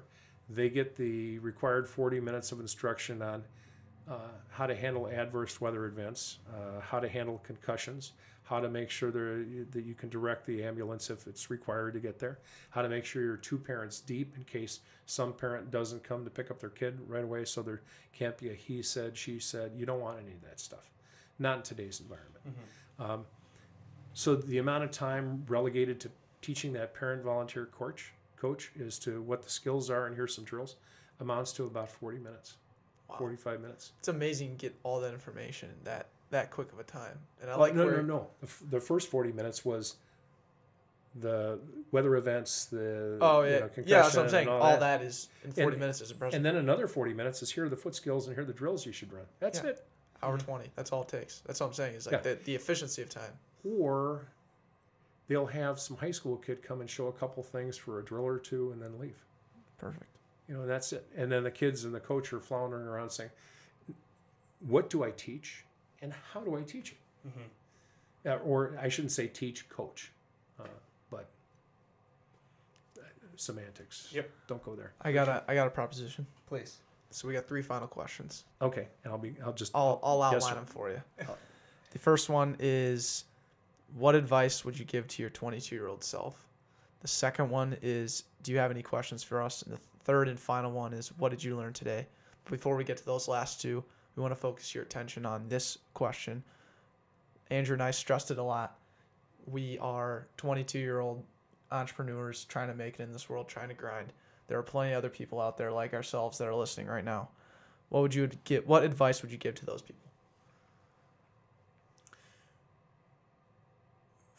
Find something you have passion for, and take the high road.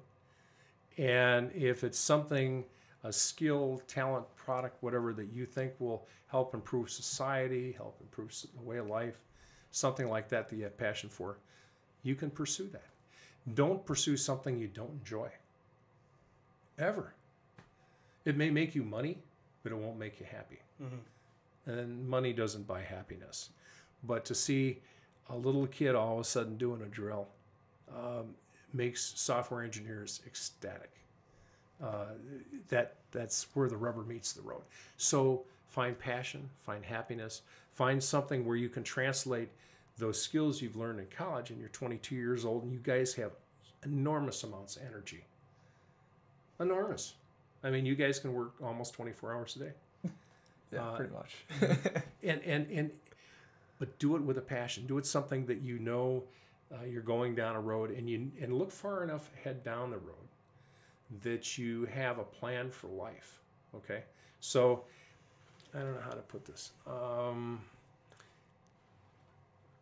it was one of the classes I took at Harvard. They said in your 20s, you're full of energy. In your 30s, you're starting to probably develop a family and have a family. Make sure you make time for the family along the way. I didn't do enough of that. I can tell you what I did wrong. And maybe that's why I found an exit strategy when I was 44 and decided to take it. In the meantime, I'm running Boy Scouts, I'm baling hay, and I'm on the school board for 10, 12 years. But have a plan for your life as you're going down there and what you think it would look like at the end of the road. Because I just went on Medicare a couple days ago. Okay, Wow. I'm not on Social Security, but Medicare. I'm old enough that happened. Thank you guys for paying for my medical insurance. No problem. My pleasure. But it's not as cheap as you think it is at all, because you have to copay.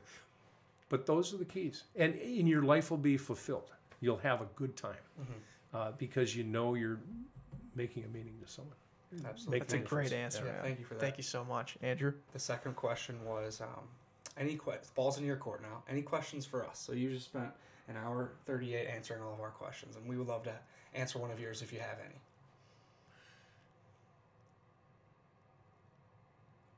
any. As you take this podcast and these podcasts, you've got to have a theme, a direction, an idea, and you're doing a wonderful job. I've listened to some. And where does it go? Where's your horizon? Where's I don't want to say monetize, but obviously you're making a difference to a lot of 22-year-olds that are listening to this, okay? Maybe you have to... Yeah, to monetize would be the goal, right? Yeah. And that's a goal. That's a goal. But if you're providing a service that people find of value, which I think... And our service would be ultimately figuring out what the product would be. But our service right now is us. And what we do is we believe that every person has an innate ability to be an entrepreneur, to be an influencer, to be a motivator. And we are trying to do this with the podcast is to unlock that for these individuals that don't see it, but they actually have these innate skills in them. And these questions that we've been asking you hopefully will inspire someone. Maybe it's not 100 people, maybe it's 10 people, maybe it's just one person. But we know that there's people out there listening and taking away golden nuggets throughout this and then finding belief in themselves. So that's what we're trying to do. And whether that is eventually turns from a podcast into an audiobook and we sell an audiobook, or we turn it into we're keynote speakers and we actually provide a service where we go in and we actually help. Maybe it's a university, or maybe it's a round table like you're talking, a CEO round table, or just a round table of entrepreneur startups in that regard. So we're trying to figure out, we're 22-year-old people, how do we promote our credibility? Well, we're building that every single day on this podcast. You are. So to present that to someone in your shoes who's well-established and has the money that would potentially invest, we need to show that we're 22-year-olds that are preaching intangible qualities that take a lifetime to develop, but we have the awareness that we are trying to develop that every single day, and we don't have the answers, but there's so many people out there that do, and that's what we're trying to gather. Yeah. Mm-hmm. There was an expression that came to mind while you were talking. I daydream once in a while. For sure. And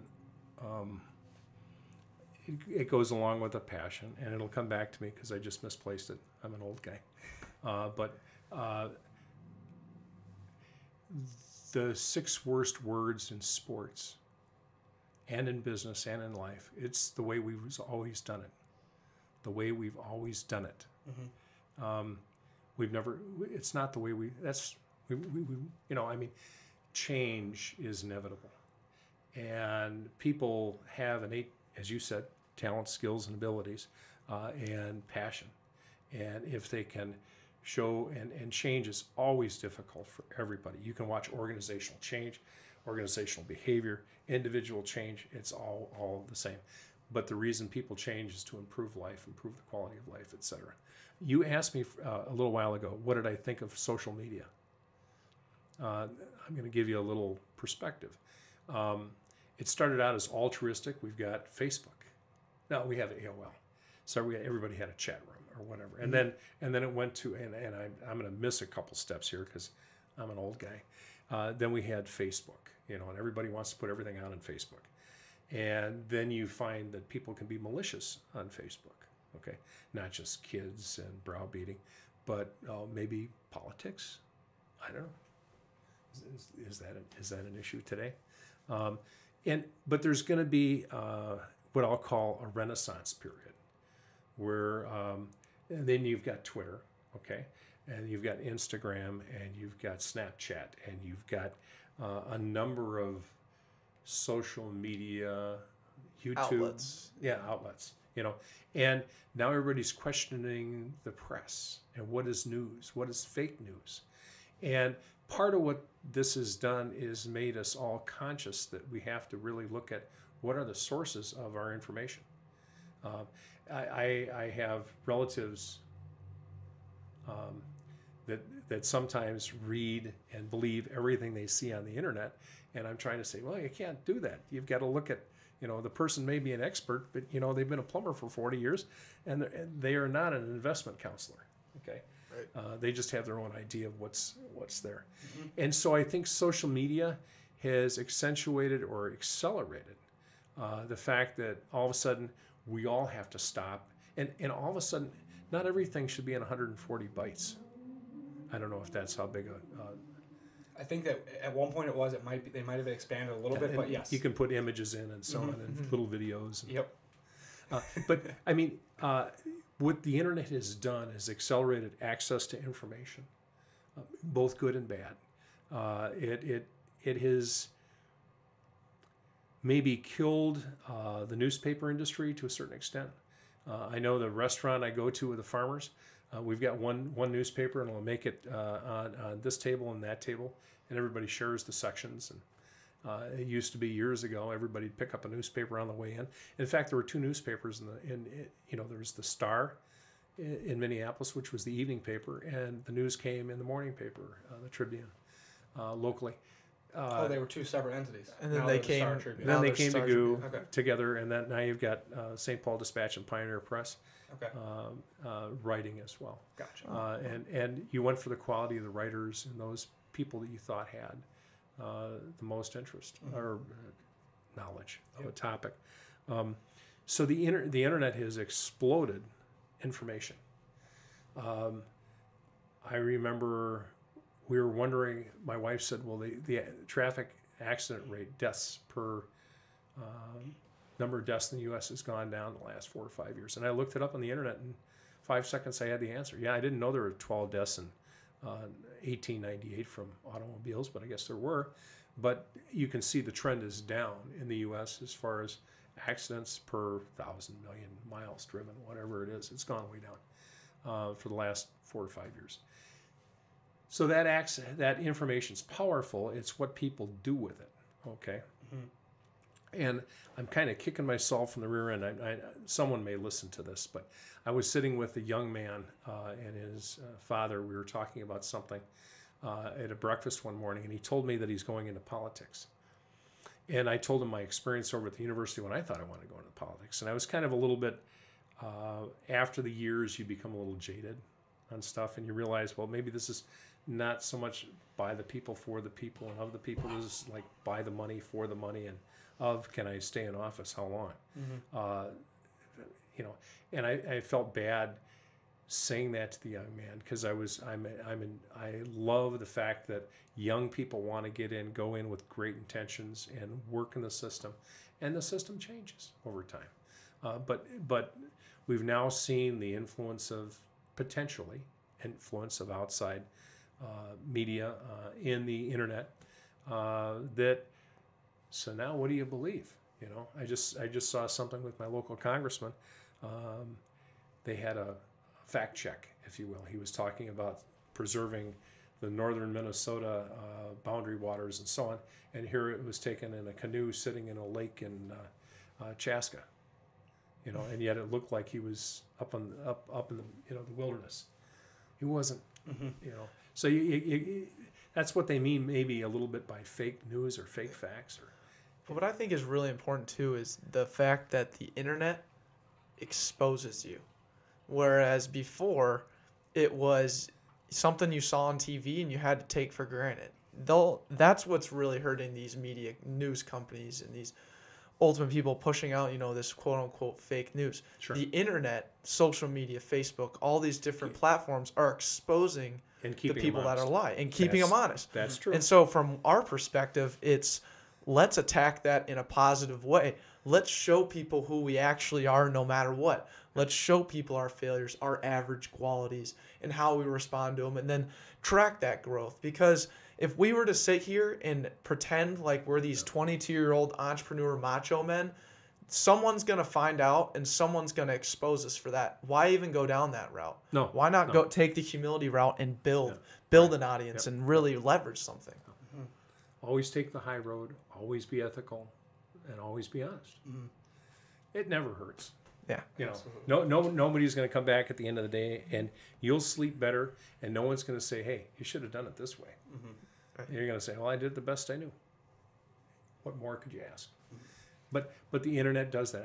I sat with a gentleman that used to run my Chicago office, and they just spent from July 7th through August 2nd. There's an $800 million division of an international company that they just spent probably 300 man hours getting ransomware out of their systems. And this ransomware was doing keystroke copying of every employee in the organization when they happened to use their laptop or desktop to access their personal bank accounts, and was going after everything. So the internet is, and I said, did you ever figure out where it came from? He said, yeah, we saw a 31 server loop, and it kept looping. Wow. Couldn't figure out where it came from. But they finally put up everything, sanitized it, but it was a major effort. And it left a lot of people exposed for a while. So it's crazy. So there are pros and cons, and you're right. It allows us to see reality. But you know something? Have you ever done this experiment? Have 3 people stand in a corner and watch a traffic accident. And then you ask them, what did you see? Yeah. And everybody sees it just a little bit differently. So part of what the internet does is allow people to express what they're seeing a little bit differently. Yes. The perspective aspect has been another really unique thing that we've learned throughout this whole journey of being 19 months in on this podcast. So everyone has a different perspective, and whatever their talking point is, whether it's being an entrepreneur or whether it's being in the industry of what was Dean Kilby in? Stem cell research. We talked about stem cell research and his perspective on that and how he's growing healthcare. It was incredible. I'm invested in 2 stem cell companies. It was awesome, and we had One's an animal stem cell company. They help dogs. It's awesome. It works. It was so cool, and we learned this from this podcast. But we're always learning, and that's one of the coolest things. And I guess we'll leave you on this final question: is what did you learn today from the time that you woke up to this engagement we've had on this the podcast? You know, I was apprehensive coming down here a little bit, and I thought these guys are young. They're just getting going, and I thought this will be fun. And what did I learn today? I learned that 2 young people sitting with 3 microphones and a little energy can probably make and project a difference in the way people view opportunity in an entrepreneurial market. And that's great. Awesome. Thank you for that. Yeah, that's a great answer. I love that. Thank you for coming on. This has been the longest podcast, but the most inspirational podcast. Yes. Like, this is awesome. Like, the fact that I was locked in from, the second we started to the last minute of it. And you know what? Like, I learned everything, man. As much as I could, I got it from you. I'm going to go back and listen again and pick up the spots I didn't get. But thank you so much. Yeah. And I didn't use half my farm expressions.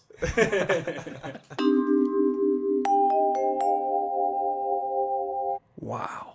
I am a little bit exhausted. However, I'm still motivated and locked in as ever. Gordy called us out, dude. I think he realized that he's like, I hope I didn't take the wind out of your sails, or like, you guys look hungry. I was I think he said that twice. No, we don't. No, we don't. I'm locked in. No. I was in denial the entire time. So I was, thank you, Gordy. That was awesome. His story that he was talking when he went to India and got to learn about that culture and how, just vast knowledge he was able to gain through that experience was super impactful. Just doing something like that, and then how he went on to talk about when he sold his portion of the company of the New York or Chicago, whatever location, I think it was Minnesota and Chicago actually. He had those, and then he had the India office, and he was like, I should have kept that one.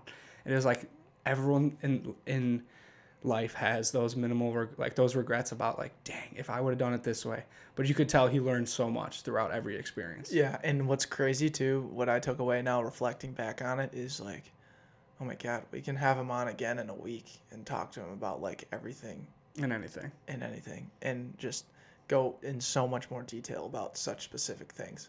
So, hey, we'll have Gordy on soon. Sounds like we need to get Alan Merrick on as well. Yes, that's a must. That's a must. Absolutely. But hey, Played for two national. national. Hold on, Alan played for two international teams. Yeah, that's bananas. The England and United States, and now he's like at the forefront of United States soccer, which is like one of my sneaky passions. Like that's big time. I'm excited about that Me one. too. Let's do the back end. Okay, yeah. Sorry. Usually you transition to it, but like I don't know how I was feeling it. You were. Sorry, I outstepped my boundary, and that's why we interrupted each other. So I thought the headphones would help out. They are. They're making me so locked in more than ever. I forget how much time we've been talking because of these headphones. I now understand why Joe Rogan can just like sit in his like Joe Rogan stance and just talk for like 3 hours. Yeah, I'm not fidgety at all. Usually I'm the most fidgety, like out of control hand motion gestures of all time, and I haven't moved once. No, and what's awesome too is like I could easily do this for 3 hours. Like this is not a problem for me. No. And oh man, like Matt Christensen sent us, or one of our roommates, big time. He works at Target, and Big time deals guy. yeah, loves deals. And he sent us like it was an Instagram from Dax Shepard, who's like a big time comedian podcaster, and showed his setup, and it had like couches. It looked like someone from Pottery Barn designed it, which is not like what we're trying to get at. But what I realized is like, dude, we suck. Our feng shui. At feng shui. Yeah. Well, I looked at it initially and I was like, well, I don't know. We Maybe just- see another thing, and then I like got a closer look on like exactly how the setup was. I was like, dude, that is the most casual, comfortable looking thing I've ever experienced.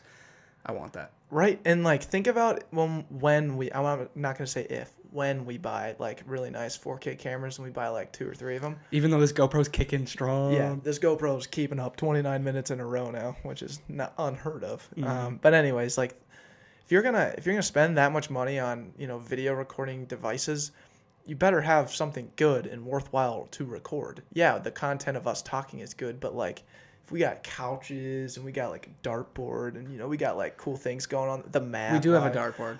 I said both things, but like if we can make these things come out in life. Oh, sure. Or no, come to life a little more. Now we're talking. Now we're talking game. Yeah. I also, and just to touch on the mics too, like just hearing your voice or even my own voice just blasted into my own ears just makes me want to talk more. It's awesome. I kind of really do enjoy hearing my voice.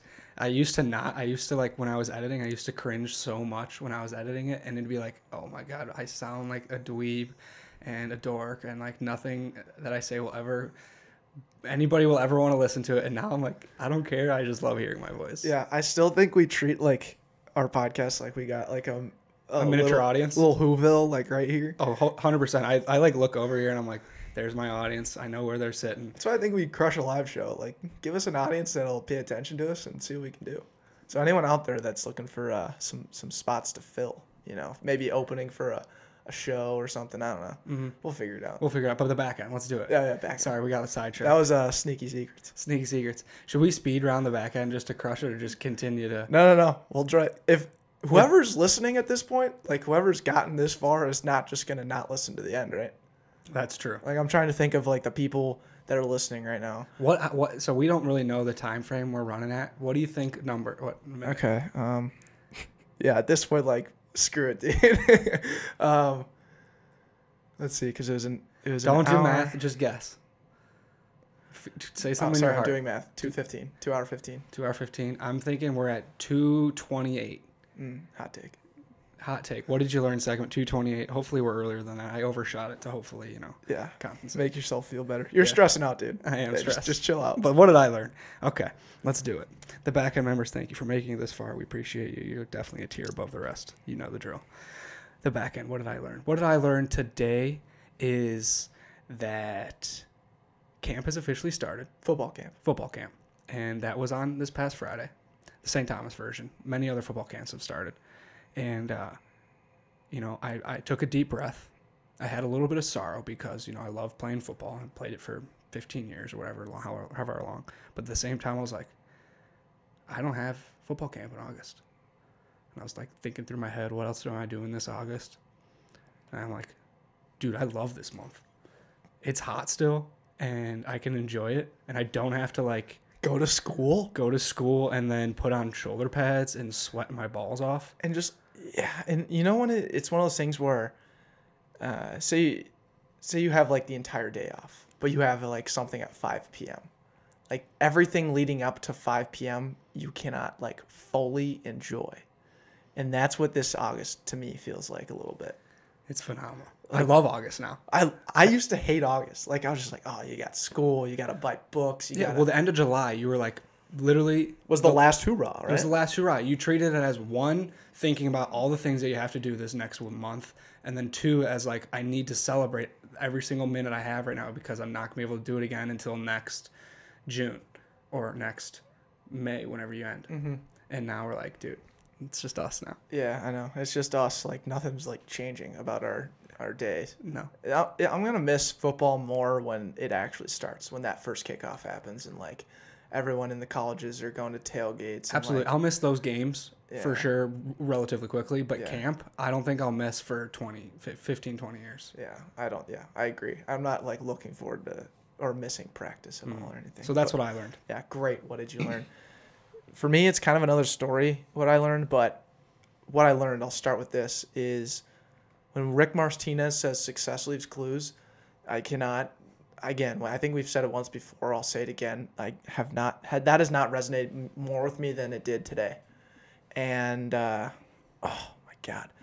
So we, at work today, the CEO of our $10 million or $10 billion corporation, Sean Yancey, showed up for a little Q&A at our job site, and I was the first one. So they did like a site tour and then Q&A, and I was the first one to raise my hand, and I asked him like, how do you failure, and like we fail all the time on a construction job, like how do you respond? And he responded like, first of all, I don't like using the word failure. I like looking at it as another opportunity. And I attack every single opportunity. I learn how to grow from each opportunity. And my passion and what I've grown to do and what PCL grows to do is to grow people that attack failure and people that learn to problem solve.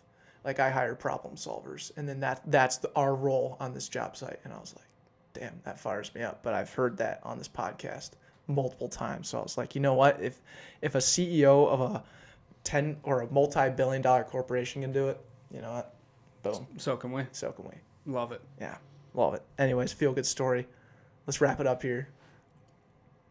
Dave Meltzer, 50th birthday party this week. I mean, if you're ending on a positive note to spark up the marketing interns in any way, shape, or form, this is how you close. This is what coffee is for closers, and I think we're earning it this week because David Meltzer, first off, we talked about this, which you'll hear in a little bit, a few weeks with Ryan Downing, who was a marketing intern, and we spotlight him just a few days ago.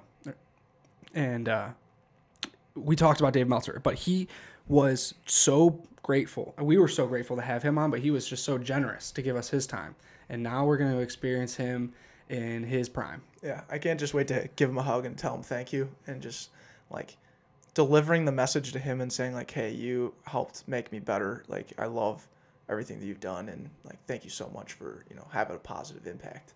I can't wait to do that. And but there just needs to be more people like Dave Meltzer out there. Go be like a Dave Meltzer. And we know those marketing interns that are listening to this podcast at this very moment are exactly that. Yeah. The people that make it to the back end that want to learn and grow and be intellectually curious like ourselves as much as we do are the ones that are going to make it big. Not saying that we will, but those people out there absolutely will. And those people follow in their passion like Dave, like all those people, like the marketing interns.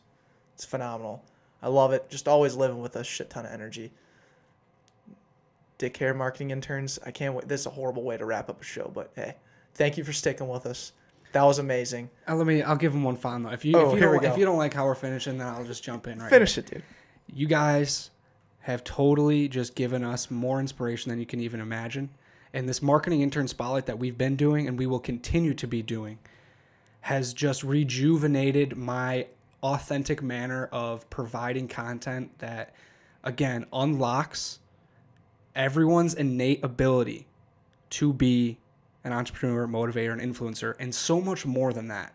Within those three terms, there are so many more qualities that people have to be those terms that they are unlocking each and every day. And to have this experience with people in our age that are doing the same stuff has been incredible. So you marketing interns, I love you guys. Yeah, we love you guys. We'll see you next week. Podcast 63, big time guest. Let's get after it. Take care. Take care.